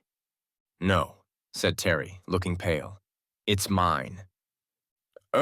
Said Josephus. Bessie entered the room swiftly, glanced at Maximilian, and cried, Good heavens, can't I leave you for one moment without your picking up a lot of ragtag and bobtail? Who's this brat? Send him home. We're going to pack and go to Paris. Mother, this is King Maximilian of Slavaria. Bessie's eyes darted like hummingbirds. From her fluttered expression, it might be judged that she was recalling the rotogravure pictures of the boy king. She gasped at Maximilian. Oh, I'm so sorry I spoke mean to you. Honestly, are you the king? I'm afraid so. I guess I ought to call you Your Majesty. But I met you so sort of sudden and, did your mother know you were coming up here, King? I'm afraid not. I rather ran away. Oh, my gracious, then she'll be worried to death. I must take you right down to her. But we'd be real pleased to have you come up here and play whenever you get the time. Come on, Terry. We'll go down with His Majesty. And you, Ginger, you beat it. Hesitatingly, glancing at each other like conspirators but ruled by Bessie's clanging voice, the two royalties sheepishly followed her, not to the surreptitious back stairs, but to the haughty flight in front. At her former enemy, the bobby on guard on the floor below, Bessie snarled, I'm with His Majesty, and stalked past him. I guess I better take you right to your mother, King, so's she'll know you're all safe, beamed Bessie. Oh, honestly, I'm afraid she might not like it. Mother always has a massage and rests from tea time to dinner, and she doesn't like to be disturbed. Thank you very much for coming with me, but I can take care of myself now. Well, I thought, seeing I'm right here, it won't be a bit of trouble. I have a few minutes to spare, and maybe we won't go to Paris tomorrow after all. I thought it might be nice if I could arrange for you to play with Terry again. Oh, I would like that. Perhaps we'd better see Count Elopatak. He's in charge of most of my arrangements. He'll be here in room 416. Bessie saw that along the corridor doors were opening, curious heads popping out. A tremendous functionary in plush breeches, yellow waistcoat, and powdered wig was bearing down. Seizing Terry's hand, she followed Maximilian into 416. It was a bedroom converted into an office. At a desk was a tall, black-mustached man with a monocle. He spoke to Maximilian in a strange tongue. The king answered. Coming out from behind the desk, the monocled one bowed and observed, It is very kind of you, Madame Tait, to have brought back His Majesty. And now, if I may have the pleasure of escorting you upstairs. My name is Elopatak. I am a gentleman in waiting to their Majesties. I'm pleased to meet you, Count. I think I've talked to you on the phone. I believe I do remember having that pleasure. Very dryly. Elopatak looked embarrassed as Bessie ardently shook his hand and crowed, I want you to meet my boy, Terry. You've probably seen him in the cinema. Oh, yes, quite. Terry and His Majesty got along just lovely, and I thought it was nice, both of them being famous like they are, to get together like this. You had a good time, didn't you, King? Oh, thank you very much. And I thought it would be just lovely. Both boys would prize it so much in after years. If we had a news photographer take a few nice pictures of them playing together, I guess both their publics would be tickled to see 'em. Elopatak cried all in one word. But my dear madame, that would be quite impossibly or quite. But look here, they like each other. My dear madame, I'm afraid you cannot possibly understand that a royal personage has to consider many things besides his own preferences. And while I am sure His Majesty found your son delightful as he is, you see he must represent Slavaria, and to be paraded in the cinema would not be dignified. Maximilian, I hope you have not forgotten that you are to be taken to a workman's club this afternoon by Prince Henry. I'm very sorry, but it's your mother's request, and I'm afraid you must dash in and dress for it at once." The king looked patiently melancholy. He shook hands with Bessie and with Terry. He murmured, "I do hope I shall see you again," and marched slowly out. Bessie was clamoring. "But look here. Queen Sidoni would understand how I mean. After all, there's only one heart that can understand and do for a small boy, and that's his mother. So if I could see her and explain, Her Majesty is resting, and she has every moment filled until their Majesties go to Sandringham next Saturday. So if I may escort you upstairs." This time Elopatak did not offer his arm to Bessie. He took hers firmly. Bessie saw that there was danger of a scene which might get into the papers, might ruin her. Stiffly she said, "Thanks, I can find my own way. Good day." As she clumped upstairs, she was touchingly ignorant of what Maximilian and Terry had whispered to each other while she had been talking to Elopatak. "I hate it all. Now I'll have to go and make believe I'm a king for a lot of people in the East End. I wish I could run away with you," groaned Maximilian. "Look, Max, let's do it. I hate being a star. Newsreels, having to pose. Let's go be cabin boys on a pirate ship." "Really? Really run away?" "Sure, you bet. Look, Max, they watch you all day, but can't you sneak away good and early in the morning? I'll meet you tomorrow morning by the back stairs and we'll make plans." "Yes, I will, but what do you mean by early?" "Oh, before anybody's up. 8:30? Or is that too early for you? What time do they get you up at home? I mean, at the palace?" 6. "What? 6? In the morning? Why, you poor kid. Then I have to ride an hour before breakfast and have a cold bath. Why, you poor kid. Gee, that's fierce. Gosh, I guess being kings is even worse than being actors. But I bet you eat one darn big breakfast after that." "Oh yes, cocoa and sometimes 3 rolls." "Don't you get any ham and eggs?" "For breakfast? Oh, one couldn't eat eggs for breakfast. Say, in Poppy Peaks, I eat 6 flapjacks and about 16 millions of gallons of maple syrup. But, in rather a worried way, I'm afraid they'll make us get up very early on a pirate ship." "Nah, didn't I see 'em making yo-ho-ho? Pirates always drink rum all night, and they wear silk, and they don't get up till noon anyway.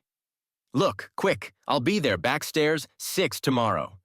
Max was politely shaking hands with the Taits and making exit, but his hands were held behind him and he was showing 6 fingers. Bessie was cross and hopeless looking all that evening. They were to have gone to the theater, but Bessie said shortly that they would stay home. She had some plans she had to think about.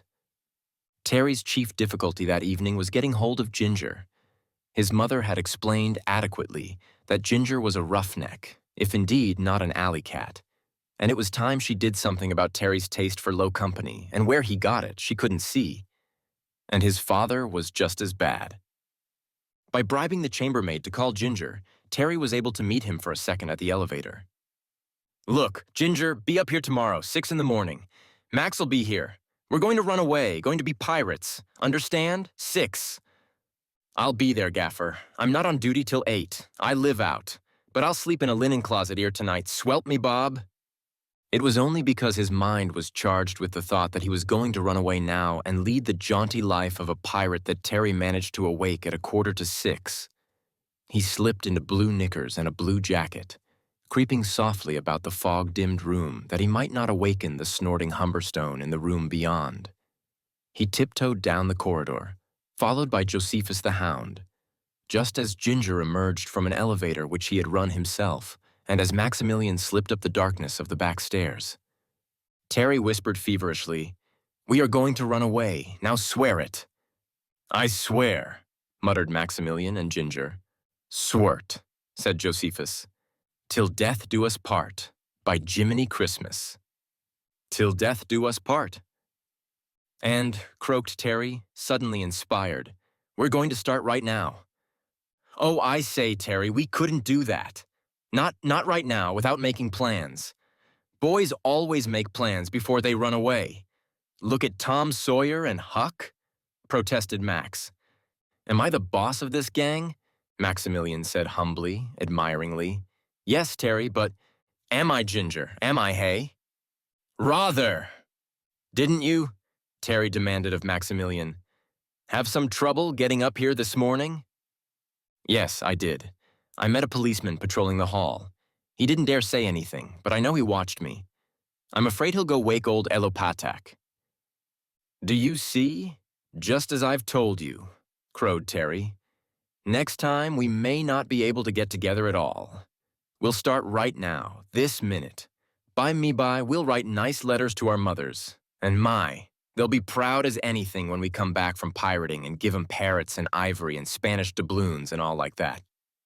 I've got no mother nor no father, but I'll give me Spanish doubloons to me Uncle Enery. E used to be a pirate hisself. He says it's a rare life. I fancy we'll find a good pirate ship at Bristol, said Ginger in a judicious way. Come, we'll start. Ginger will take us down to the basement and show us how to sneak out, commanded Terry. But I say, protested Maximilian, we have no money. Haven't we, though? Terry jeered. Look here's £50 Mother gave me. I was to give it to the Infants Charitable and Rehabilitation Institution today. It would be good publicity at that. Pictures of me giving each kid £1. Still, I guess pirates don't go out for publicity much. Not anyway when they're running away from their mothers. Come on, will you? And the resolute Terry was followed down the hall, into the elevator, through monastic cellars and corridors and fog-choked areaways by the uneasy Maximilian and the triumphant Ginger. But as they came out on Berkeley Square, in a wet dawn, smelling of coal smoke, broken only by the sound of a one-lunged taxicab, as Maximilian realized that he had escaped from the ardors of kinghood without being captured, while at the same time Ginger realized that he had given up an excellent job and was committing a felony, to wit, stealing and abstracting a valuable piece of property. To wit, one blue uniform, the property of the Hotel Picardy Company, Inc., London W.I., their attitudes changed.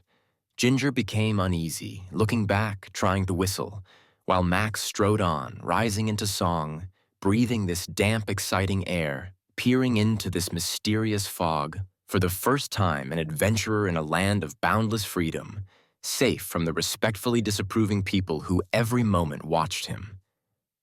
And as for Josephus, he rushed hither and yon with all the excitement of an honest alley dog who has been released from a satin suite. Ginger stopped them to hiss, "We must disguise ourselves.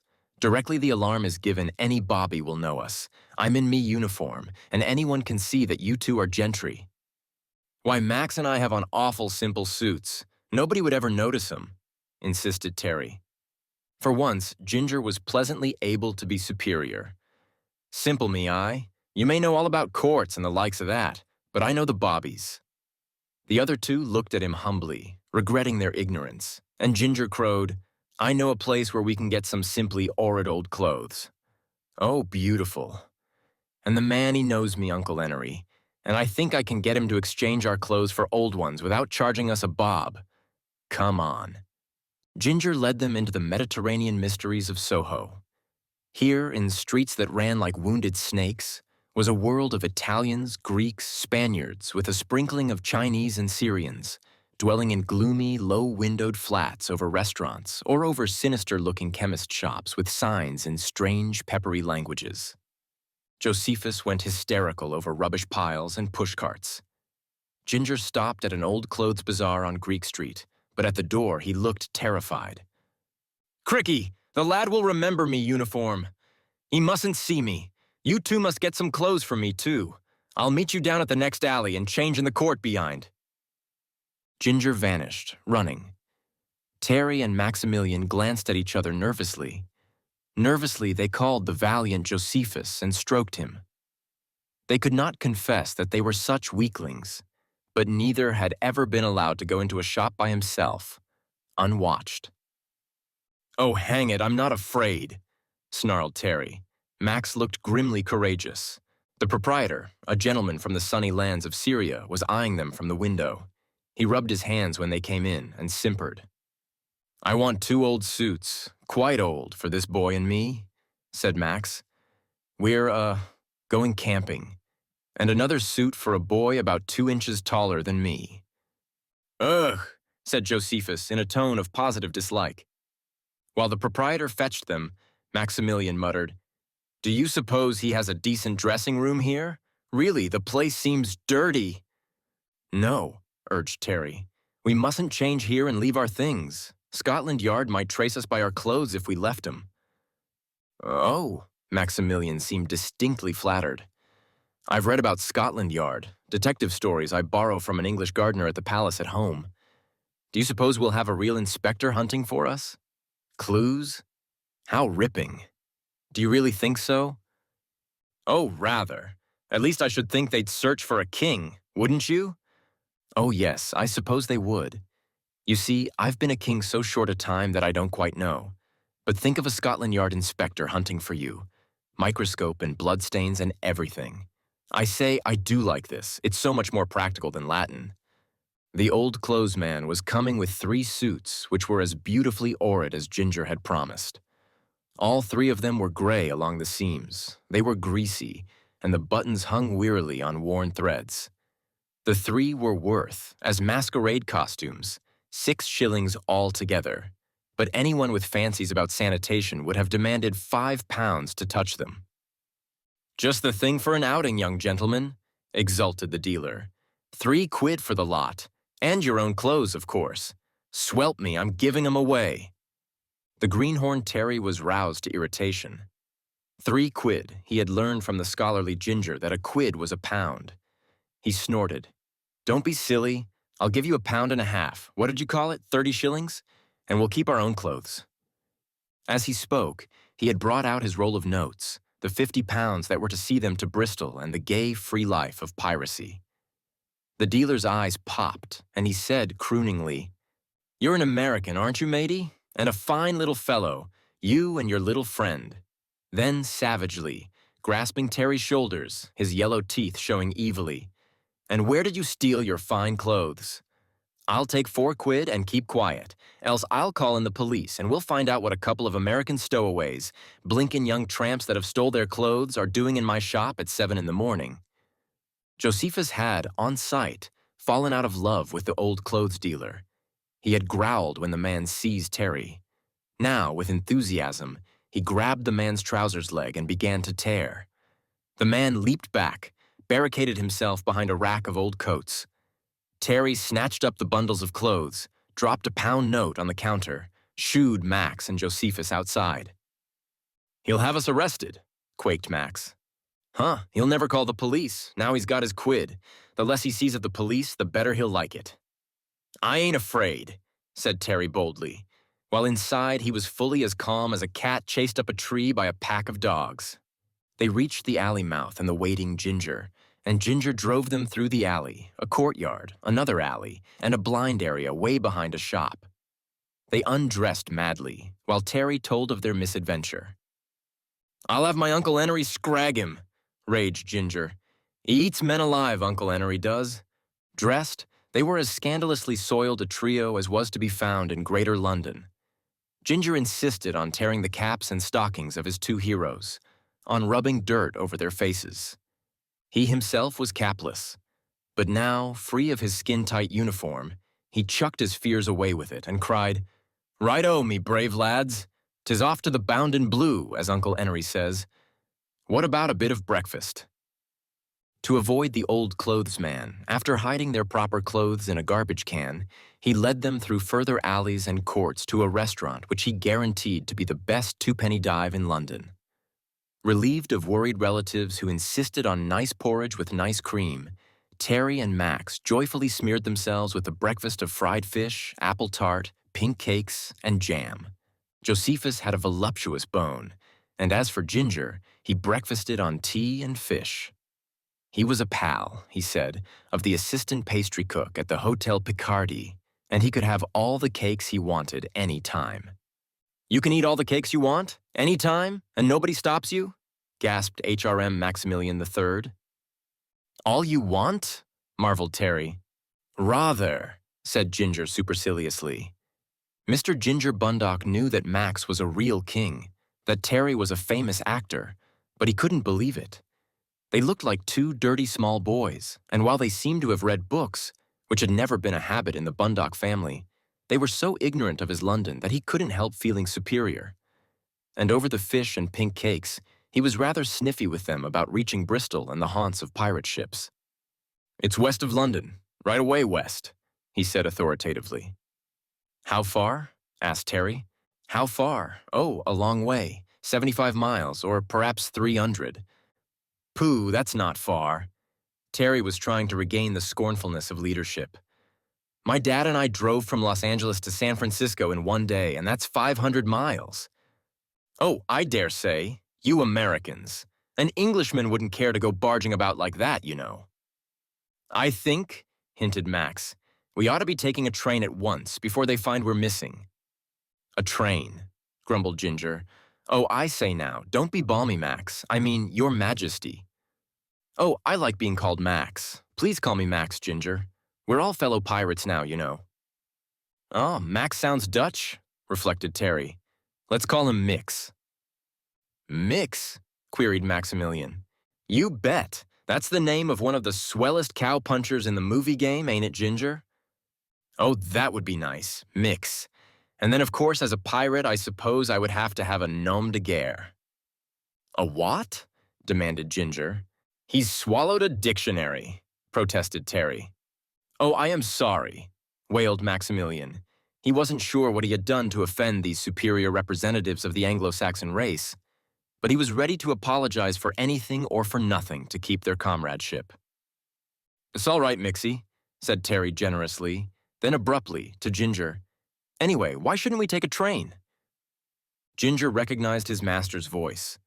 More humbly, "Where do you suppose they'd look for us first? On trains, of course. We must walk. Besides, did you ever hear of pirates taking trains?" "Don't you think we ought to carry swords, though?" worried Terry. "Pirates always carry swords." "Oh, I don't believe modern ones do," said Max. "I fancy they just carry revolvers and six-shooters and things like that, and I don't believe we need buy them till we reach Bristol." "Well, maybe, but when we get to Bristol, we ought to buy sabers and guns, so when we find a pirate ship and go aboard, they won't think we're a lot of tenderfeet," insisted Terry. "That's right," Ginger agreed. "Now, as I say, we must walk, and I think we ought to go up to Hampstead Heath and practice being tramps. You know, meeting savage dogs and sleeping under edges and telling the direction by the bark on the trees and making fires by rubbing sticks together." "That's so. We must learn that," agreed Captain Terry. And the three boys, solemnly starting for the Spanish Main by way of Hampstead Heath, made a gallant beginning by finding a number 24 bus. The morning fog was gone when they reached the heath.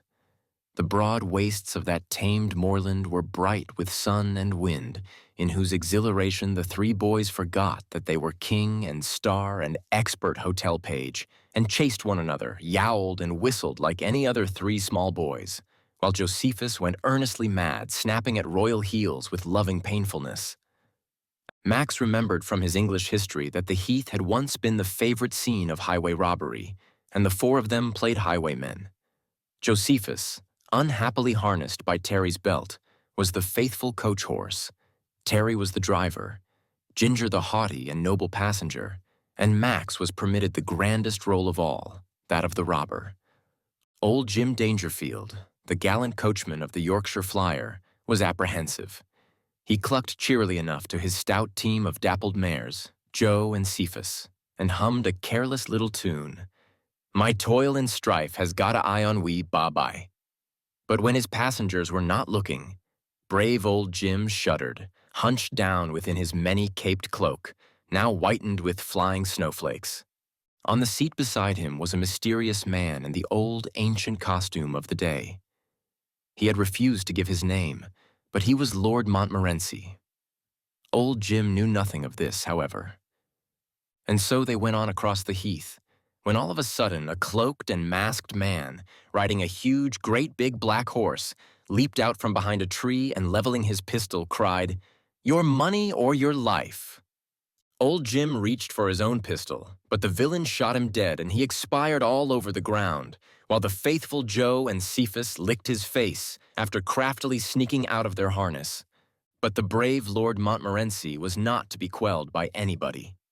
Crying, "Come one, come all, I defy the blooming lot of ye," He leaped from the coach, drawing his trusty sword and knocking the pistol from the wicked highwayman's hand, he engaged him in mortal combat. It lasted a long time. In fact, it lasted till old Jim Dangerfield protested, "Oh, that ain't fair. You two going on swording for hours and hours when I'm dead. I'm gonna come to life." In the argument with Lord Montmorency and the robber as to whether a pistoled coachman could prove to be merely playing possum, they forgot the game and, panting, lay on the grass.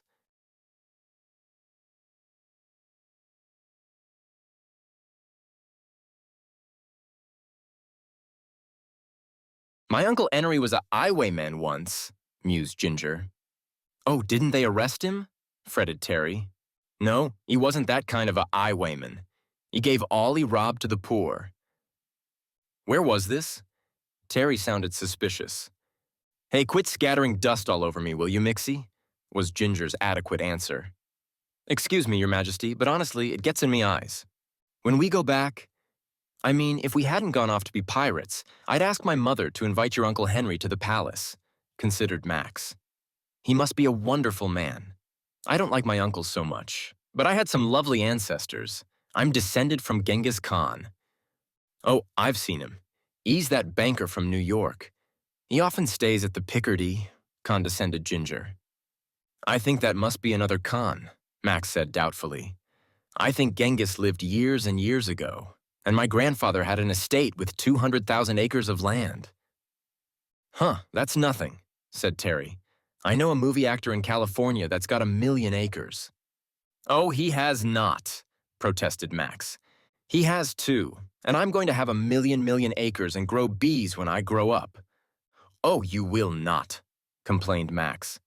"Besides, I'll mobilize my army and conquer Romania and Bulgaria and a lot of countries, and then I'll have 1,000,000,000,000,000,000 acres. And another of my ancestors was Seljuk." "Never heard of him. Jeever hear of Seljuk, Ginger?" "Now, never heard of him." "And one of my ancestors," continued Terry, "was sheriff of Cattaraugus County, New York." "Me Uncle Henry was a sergeant major in Bulgaria," Ginger confided. "Oh, say, let's play soldiers," cried Terry. "Which of you has the most military training?" "I almost joined the Boy Scouts once. There was a curate asked me to join 'em," reflected Ginger. "But you, Mixie, a king must have bushels of military training." Max confessed. "Not really, just fencing and riding as yet. Oh, I am a field marshal in the Slovarian army, and I'm a colonel in the British army, and in Italy I'm an admiral and a general. But I wouldn't say I was a soldier." "I know all about militaries. I saw him making some of the film of The Big Parade," boasted Terry, and Max, who had been faintly irritated at their ignorance of his renowned ancestor, Seljuk, rose again to admiration for his hero, the great Terry Tait, and murmured, "Oh, I saw that picture. And you saw them making it? That must have been priceless. You be the captain on one side, and Ginger can be it on the other." And that was a very nice war. There were any number of hand-to-hand combats, as well as a devastating machine gun produced by Ginger's winding his 3/6 watch and remarking, "Brrrr." When the war ended, they lay in the long grass again, while Ginger modestly admitted that during the World War, his uncle, Henry, had single-handed captured 16 Germans. Terry interrupted to shout, "Oh, I've got a dandy game. Let's play king." "Oh, that's no fun?" protested Max. "I don't mean like any of these old kings they got today. I mean like there used to be in the olden times. I'll show you. You'll like it, Mixie. I'll be king, and Ginger, you're Lord High Executioner." "Kings don't have Lord High Executioners," protested Max. "They do too. Anyway, they always us to have. And Ginger is my Lord High Executioner, and you're a rebel, Mixie. You're leading a band of brigands." "Who's the brigands?" said Max darkly. "Josephus, of course, you poor boob. Now look. See, here's my throne." Terry had found a beautiful rock on the heath. HRM Terry sat down, very royal, his left hand on his hip, his right waving an object which resembled a weed, but which to him was a golden scepter. "Now you and Josephus go and hide off there over the hill," he ordered Max, "and begin to sneak up on us. You're a band of rebellious peasants, and you, Ginger, you're my commander-in-chief. But you said I was Lord Executioner, whoever he is. You're going to be later, stupid.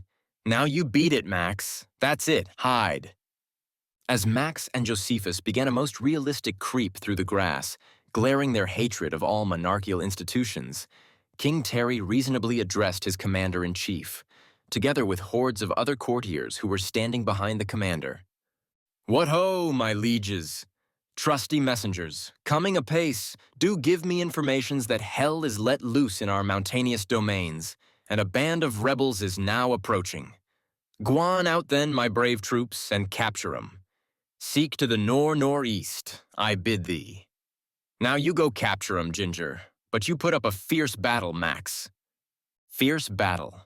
During it, King Terry bounced with excitement, demanding, Look at Ginger, you gotta keep running in. You're a messenger, telling me how the battle is going. See, I'm standing up here at the window of a tower looking across my royal plains. The trusty commander brought in the rebels, and despite a plaintive ouch from Max, cast them roughly down before the king, who climbed from the tower, which resembled a hummock of grass, seated himself on his throne again and addressed the traitor. Villain, art guilty. What do I say? I've never played this game before, begged Max. Neither have I, stupid. Haven't you got any imagination? What would a villain say if a king bawled him out like that? I don't know. Oh, I fancy he'd say, no, I aren't. You are too. Commander-in-Chief, isn't he guilty? Didn't you catch him treasoning? Rather. Then now you're Lord High Executioner. Then off with his head. Oh, I say, protested Max. Kings can't have people's heads cut off. Of course they can. Don't be silly. Maybe they can't in Slavaria, but lots and lots of places they can. Can they, honest? Admired Max. I wish I could. By Jove, I'd have old Mikolowski's head off in 2-2s. He's my tutor, a horrid man. Dry up. You hadn't ought to interrupt a king, don't you know that? Now you get your head cut off. And Josephus, too. Now you form a procession. See, I walk in front, and then you and Josephus, and Ginger in behind with the headsman's sword. Here, you can take my scepter for sword, Ginger. And they marched to the sweetly solemn tune of Onward, Christian Soldiers, chanted by Terry, and the noble tragedy of the event was only a little marred by Ginger's peeping at his 3/6 watch just before he dealt the awful blow and exclaiming, It's 1 o'clock! We must find a bit of lunch. I'm not going to start pirating on an empty stomach. Bessie Tait, whenever she felt depressed and put upon, slept late in the morning, waking only to think of the broiling letters she would write to her enemies and to doze off again. This morning, at 10, she was still sunk among the little pink and white lace pillows with which she had adorned the Hotel Picardie bed when she was roused by her maid and her secretary, crying, Oh, madame, there's a lady. I think it's... As Bessie sat up, iron-jawed and furious in her mosquito-netting nightgown, the maid and secretary were thrust aside by a woman who dashed into the room, raging, What have you done with my son? She was a tall woman, not unlike Bessie herself, and if her voice was not so harsh, she was more voluble. If you have kidnapped him, if you have let him go off with your brat. Are you crazy? Get out of here, Miss Tingle, call a policeman, wailed Bessie. Oh, madame, it's Queen Sidonie of Slavaria, whimpered the secretary. Queen Sidonie? Oh, my lord, howled Bessie, capsizing among the pillows. The queen flew to the bed, savagely seized her arm. Where is he? Is he here? Your son? The king? Naturally, idiot. I know you lured him here yesterday. Now you can't talk to me like that, queen or no queen. How do I know where the boys are? I don't get up in the dawn. We'll see. Bessie huddled into a dressing gown that was like the froth on sparkling burgundy. Hoping, in her agitation at this somewhat unexpected way of meeting royalty, that Queen Sidonie was noticing her superior chic, she led Sidonie quickly through the living room into Terry's room. And it was empty. In the room beyond, Humberstone, the valet whom Bessie had hired just for this purpose of impressing Sidonie, slumbered in a fume of gin, and instead of an edifying morning coat, he exhibited the top of a red flannel nightgown. If Sidoni had landed on Bessie somewhat precipitately, it had been a lover's greeting compared with the way in which Bessie hailed the valet, seizing an ear in each hand.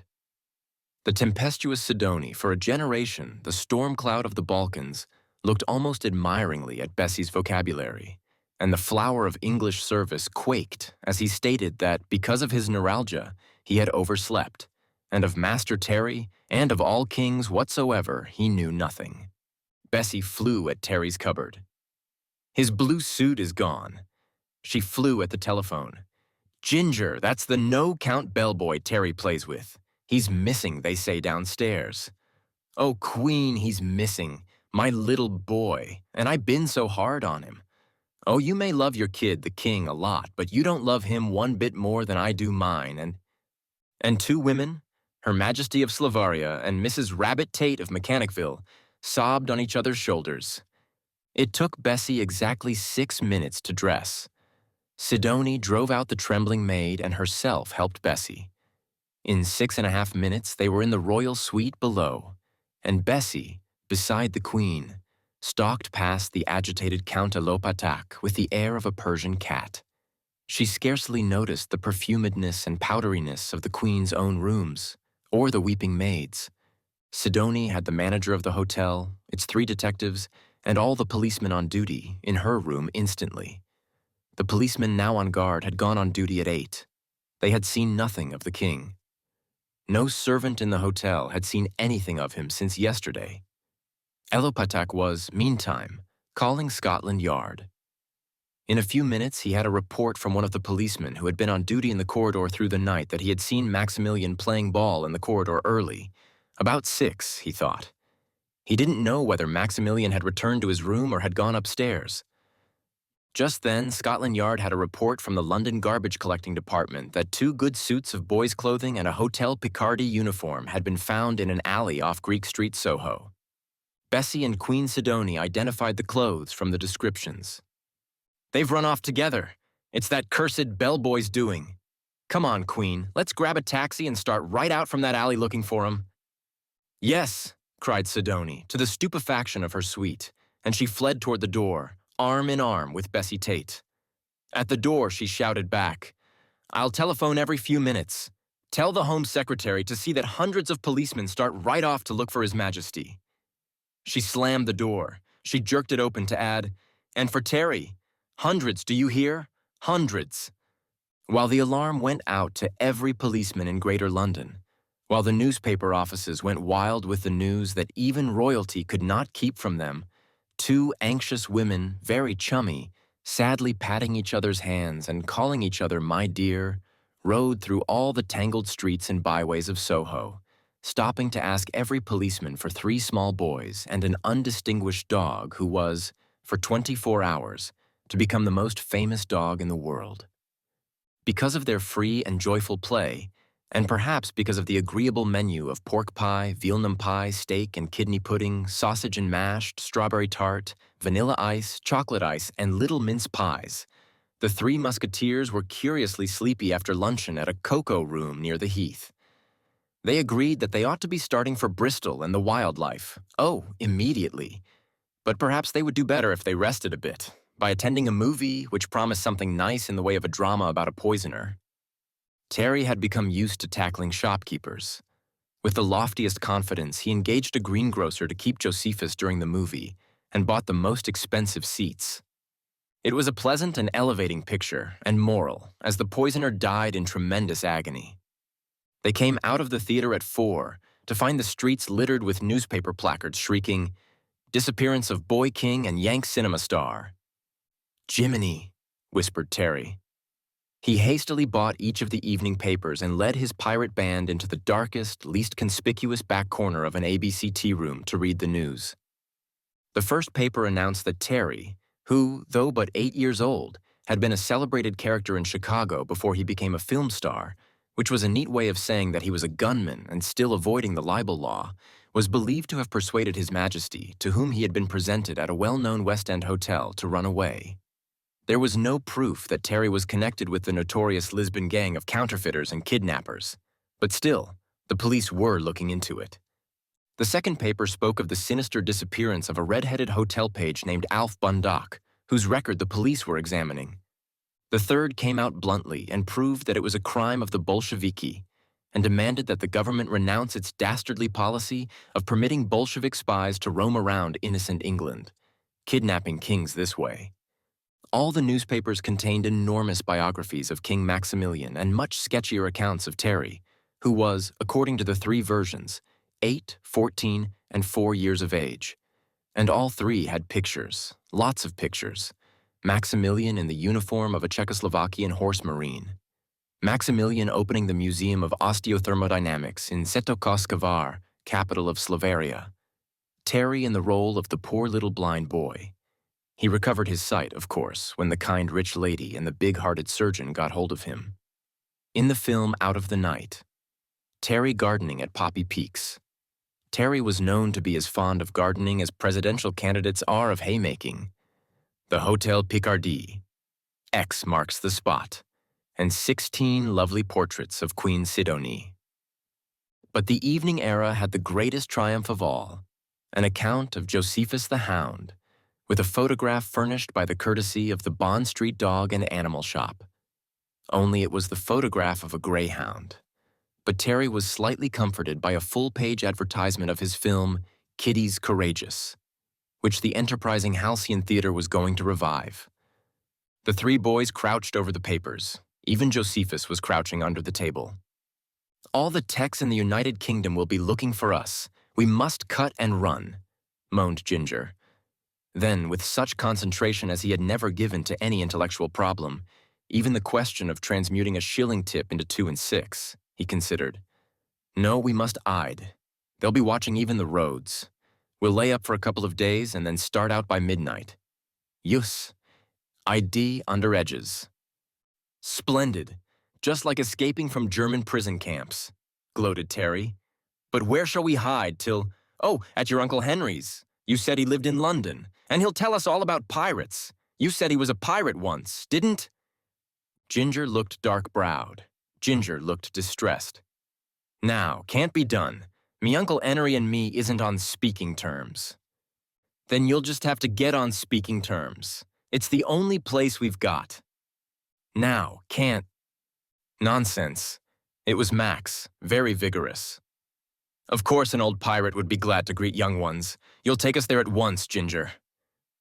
"I will not— Do you hear me, Bundock?" Terry and Ginger stared equally at the change in the amiable Max's voice. "I'm not requesting it. I'm giving a command. Do you happen to remember who I am?" Ginger looked more scared than ever. He snapped back into his training as a hotel servant. He quivered. "Very well, sir, but I don't advise it. Not Uncle Henry, I don't." But he led them, sneaking through alleys, craftily taking roundabout bus lines, shivering every time they fancied a policeman was looking at them across the river and into the district of Bermondsey. It was, to Max and Terry, a London altogether different from the city of Palladian clubs. Snug Georgian houses about tranquil squares, haughty shops, and immaculate streets that they had known. They were bewildered by a waste of houses, 2 stories high, made of stone, or a grimy grayish-yellow brick, set side by side without grass or trees, miles of brick dog kennels, broken only by bristling railroad tracks, warehouses like prisons, innumerable public houses that smelled of stale beer, and vast streets that were as disordered as they were noisy. They left a bus on Abbey Road, and Ginger guided them up a side street full of little shops. It was 6 o'clock now, with smoke-streaked fog settling down again. The bars were open, and into them streamed navvies with trousers tied above the ankles, old charwomen in shawls and aprons, scrawny children with beer cans. They were all contemptuously indifferent to a stray American small boy, these thirsty workers. "Let's hurry to your uncle's," Terry begged. "You won't like him," said Ginger darkly. "But you said he was so jolly. That time he sang Knocked 'em in the Old Kent Road to the Empress of Japan."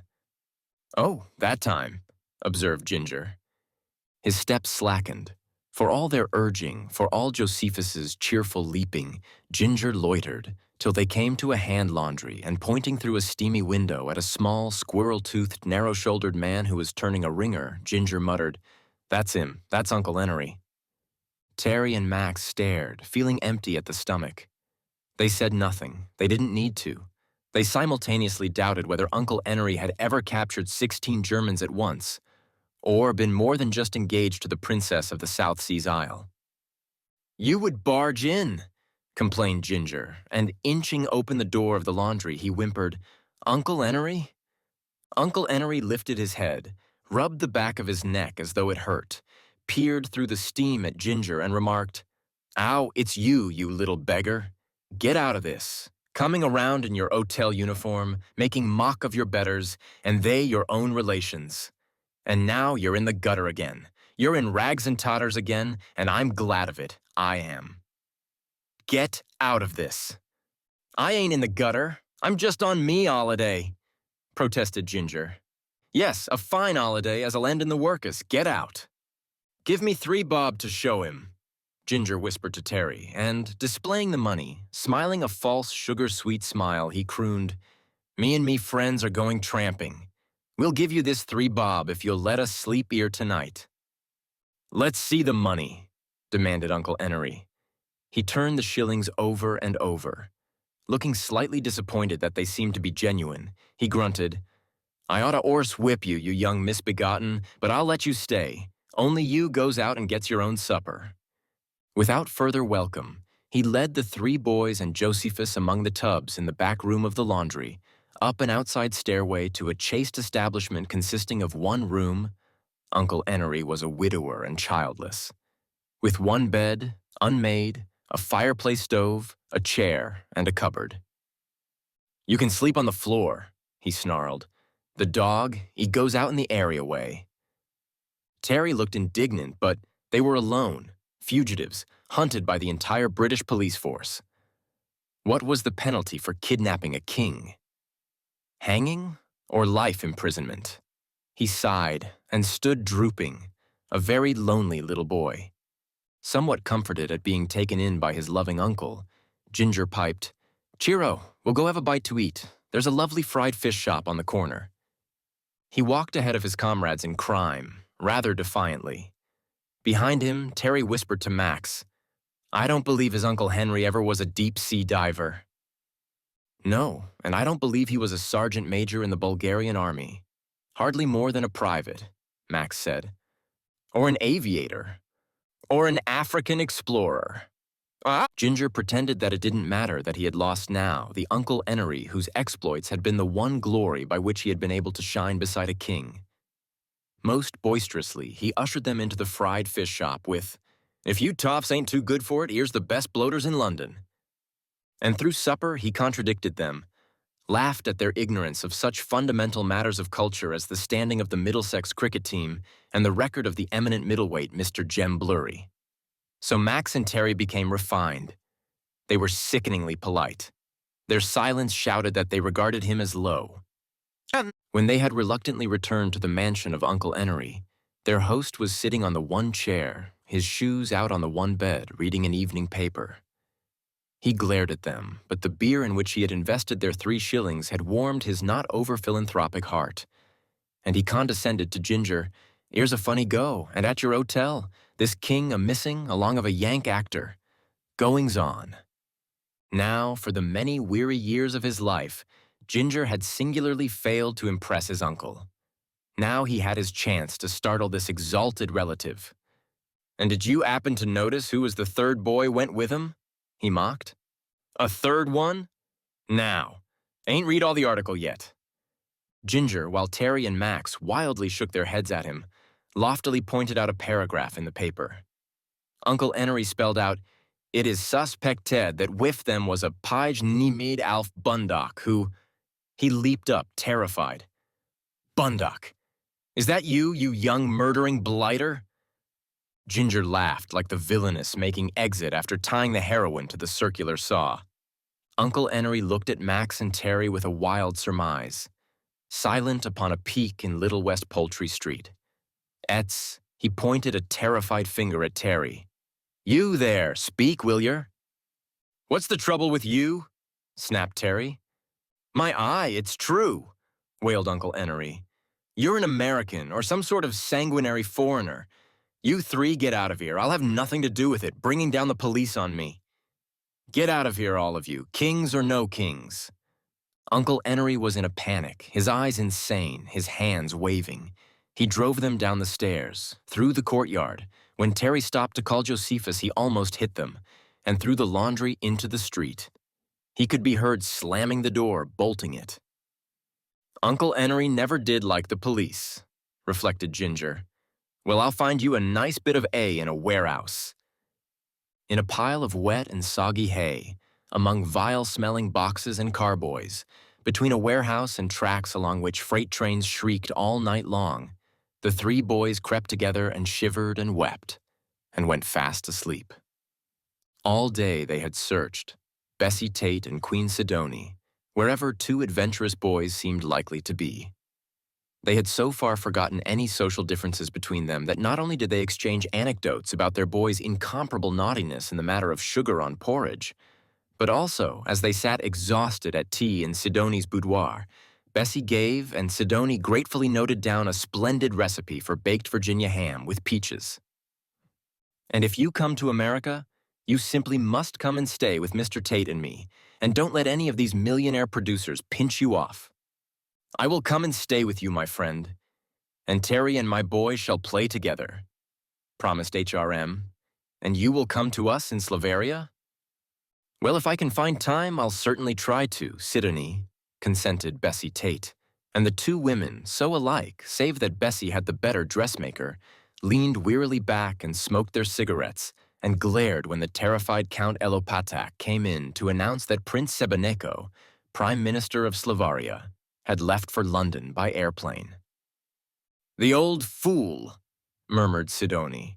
Then she tried to look haughty, but it ended in the two tired female warriors grinning at each other as Elopatak elegantly slunk out. "Elopatak's misfortune," confided Sidonie, "is that he has no calm. He permits the gross material to rule him. He would be calm like myself if he would only take up higher thought." Bessie leaned forward excitedly. "Oh, have you taken up higher thought too? So have I. Isn't it just lovely?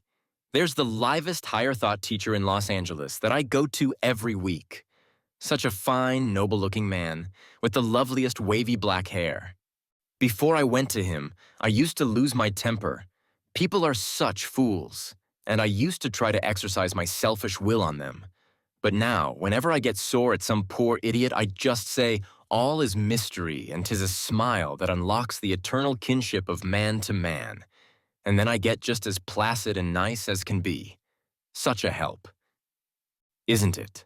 We have just the same sentence in higher thought at home, only it doesn't sound quite the same being in Slavarian. And isn't that curious? My healer is also a handsome man with such wonderful hair. Of course, in my position, I have to belong to the state church, but it's out of higher thought I've learned that any man is as good as I am, even when he obviously isn't. And now I never lose my temper anymore.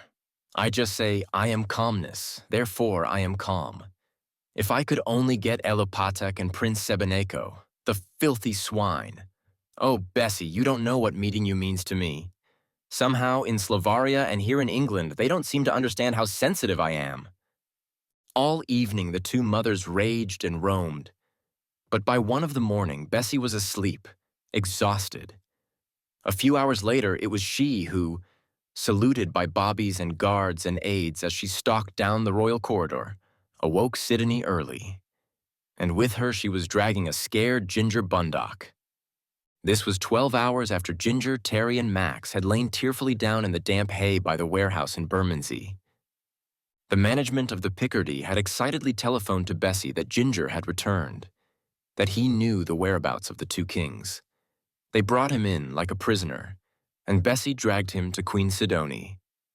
In Sidonie's bedroom, with its tall bed, scarlet draped and surmounted by a vast golden crown, its purple carpet and a vista of little tables, deep chairs, vast dressing gowns, and long mirrors, Sidonie sat up in bed looking scraggly and care-channeled, smoking a cigarette nervously, while Bessie, in her foamy dressing gown, paced wildly.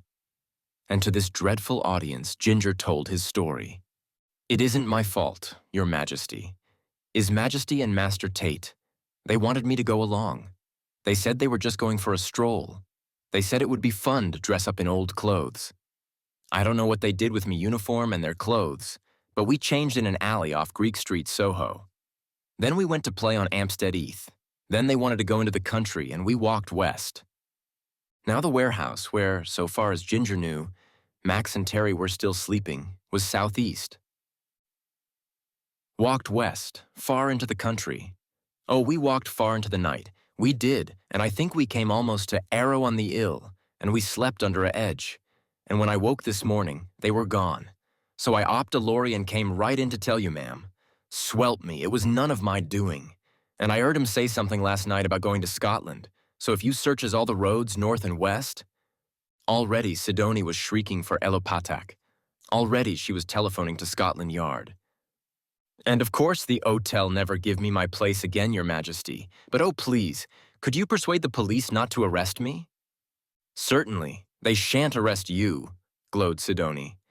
"Of course, if young gentlemen like His Majesty and Master Terry told you to accompany them, there was nothing else to do but recognize your place and obey them. I quite understand, and I'm thankful for your being so brave as to come to us. I don't suppose the hotel will want you after this, but we might need you. You go up to Terry's room and stay till we call you. I'll see the police."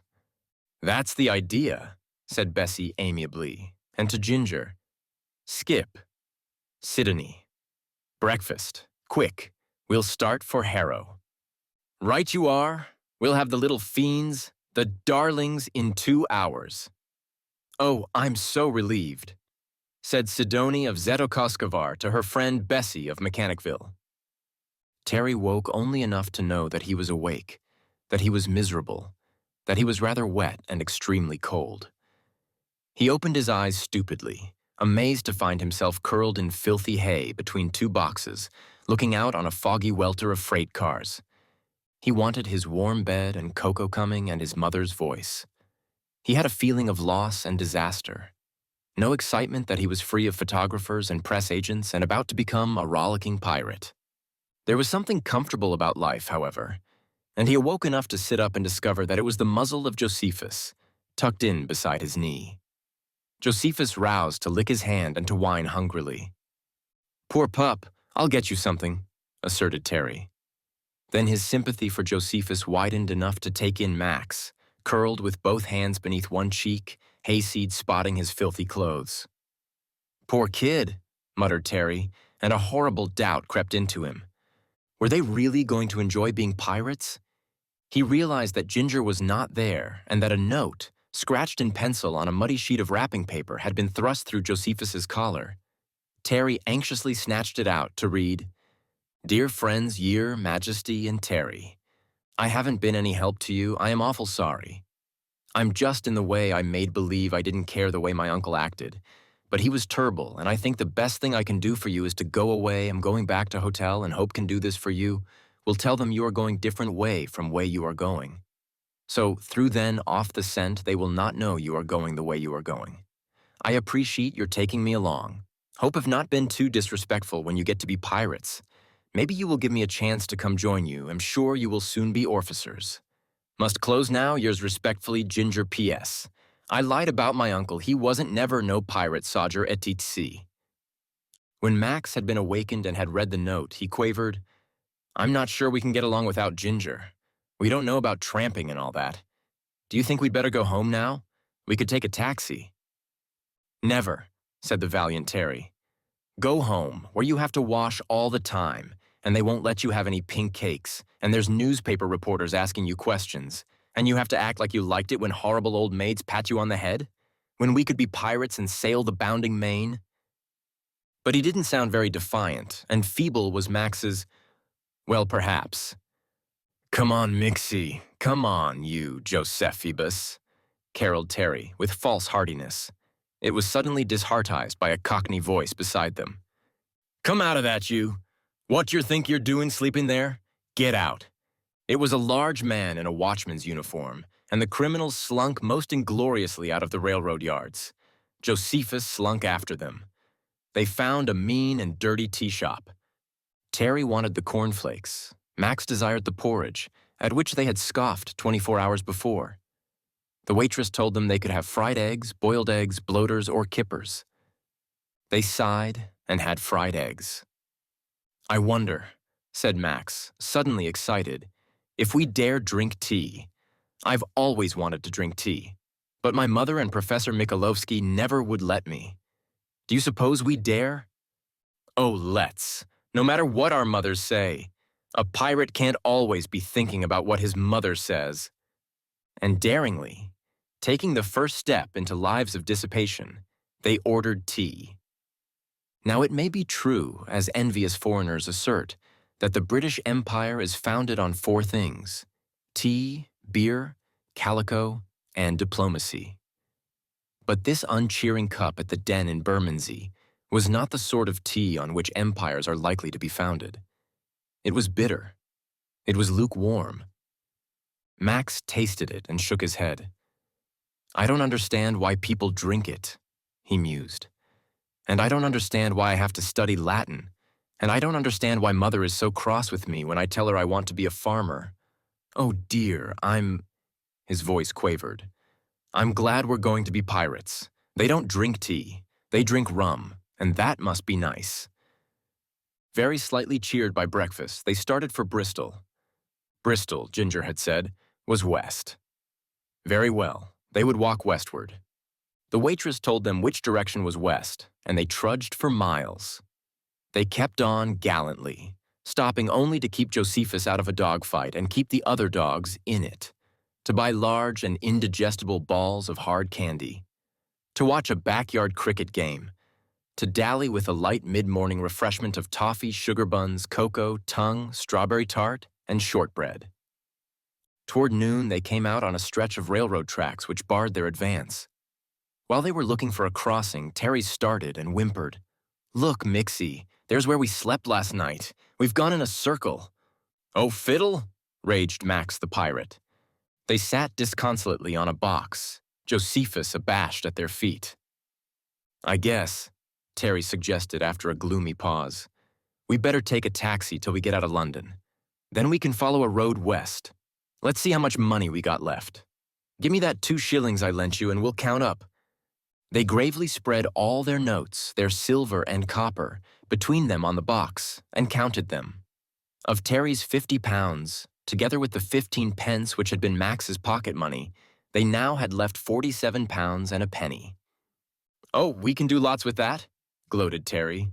"We could buy a lady dog to go with Josephus. He must get lonely. But he might not like her." "Oh, gee, that's easy. Look it. We'd go into a dog store, see, and I'd say to the clerk, 'Look,' I'd say, 'I want to find a lady dog for my dog Josephus,' I'd say, 'and I want him to look around and see which lady dog he likes,' I'd say, and then Josephus would look around at all the cages they got dogs in. Honestly, I think it's a shame to keep dogs in cages." "So do I. I wouldn't like to live in no cage. Gee, I read once, it was in a book of stories. There was this man that had been a revolution, and they put him in a cage. Oh, yes, it was in China." "Oh, I would like to go to China. Let's go to China." "Sure, you betcha. Pirates always go to China. I think they do, and you don't suppose we'd have to do any murders or anything nasty like that, do you, Terry, when we're pirates?" "Oh, not now. They just did that in the old days. Now they just stop ships that belong to rich merchants and take silk and all like that, and then they give a lot to the poor. And bleedin' nice of 'em, I calls it," said a new voice, a dripping and slimy voice behind them, and a filthy hand swooped upon their money. They looked back, gasping, at a man with a hard little nut of a face under a greasy cap. Instantly the hand had tumbled them off the box, to right and left. A foot and a broken shoe had caught Josephus under the jaw as he leaped up, growling. The filthy hand had scooped up every penny of their hoard, and the thief was galloping away. They followed. Josephus followed. But they could not find the robber. They crouched again on the box. For 5 minutes they could not quite comprehend that they had no money whatever, nothing for lunch, nothing for movies. But nobody can't down us. We'll work our way, flared Terry. It did not sound too convincing, and Max answered nothing whatever. They started off again silent.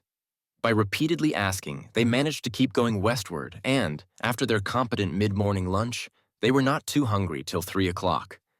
Terry felt hungry enough then, and Max's face seemed to him thin and taut.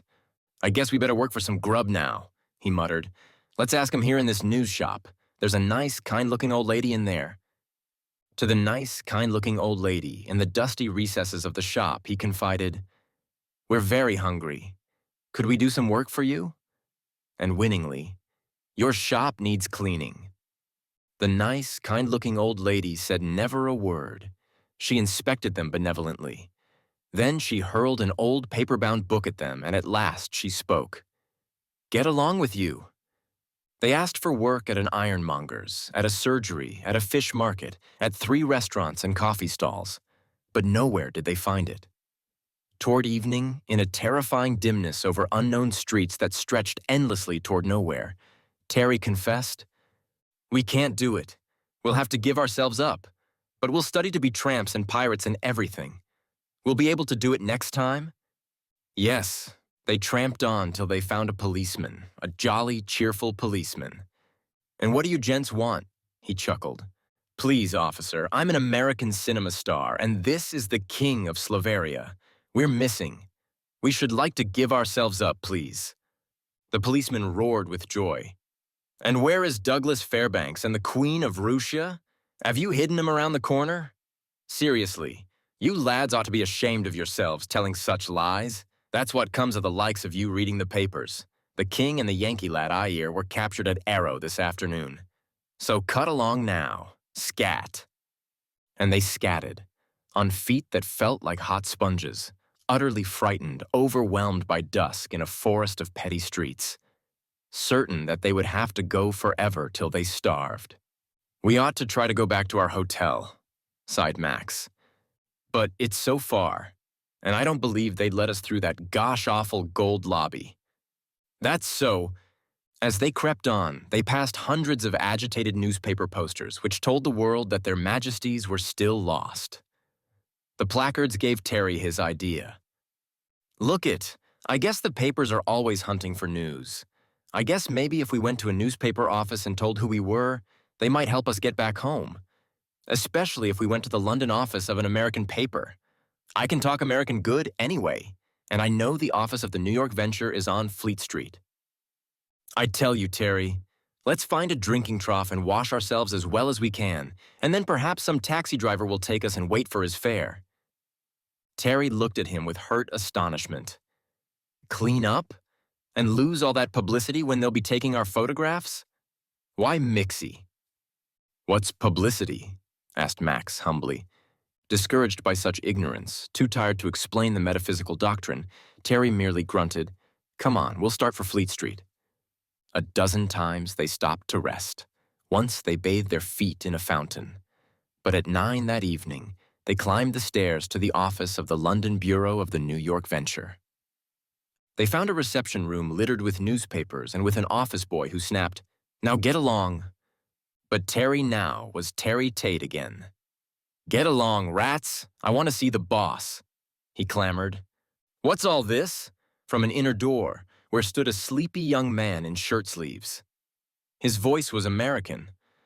"I'm Terry Tait. This is the King of Slavaria." The sleepy young man came awake with vigor. He seized Terry's shoulder, peered at him, glanced at Max. "And I believe you are," he shouted. "Have you been back to the Picardy?" "No, we're too dirty. We came here first. We ran away to be pirates, and a man robbed us in Bermondsey of all our money, and we've been wandering around there all day. And we came here because my father always reads The Venture, and we're hungry." "Wait, for heaven's sake!" The man threw a 10-shilling note at the gaping office boy. "Beat it. Get some food, beans, ice cream, champagne, anything. But make it snappy. Come in here, you kids. I mean, Your Majesty, and you, Terry." He hustled them into his office, threw 2 chairs in their general direction, and was bellowing into the telephone receiver the number of the Central Cable Office.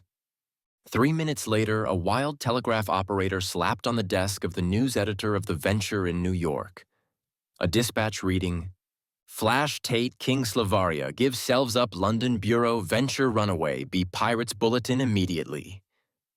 And 16 minutes after that, newsboys were racing out of the Venture building bellowing, "Terry Tait and King found, Terry and King found."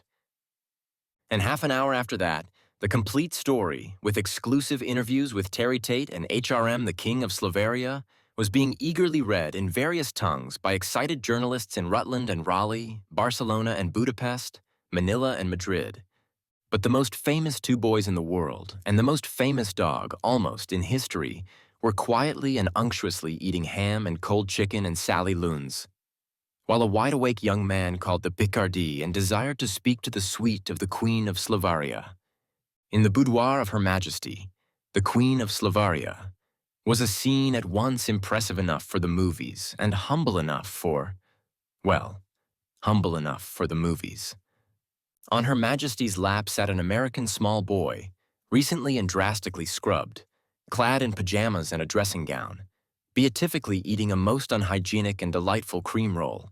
Beside them, beaming up at this Madonna scene, was another small boy, also scrubbed, also in dressing gown, also cramming into his mouth the luscious, gooey cream. He was petting a woolly dog, a purebred Margate waiter, whose tongue lolled out with idiotic contentment. Facing them was Bessie, smiling over her cigarette. And rushing around faithfully, doing nothing in particular, was a young Englishman, name of Bundock, who was to be Max's valet in 2 or 3 years, after he had been properly trained in the household of Sidonie's dear friend, the Duchess of Twickenham. Now begins, after the pleasant homeliness, the impressiveness. The Duchess began it. She was staring at the family scene. She was tall and gray.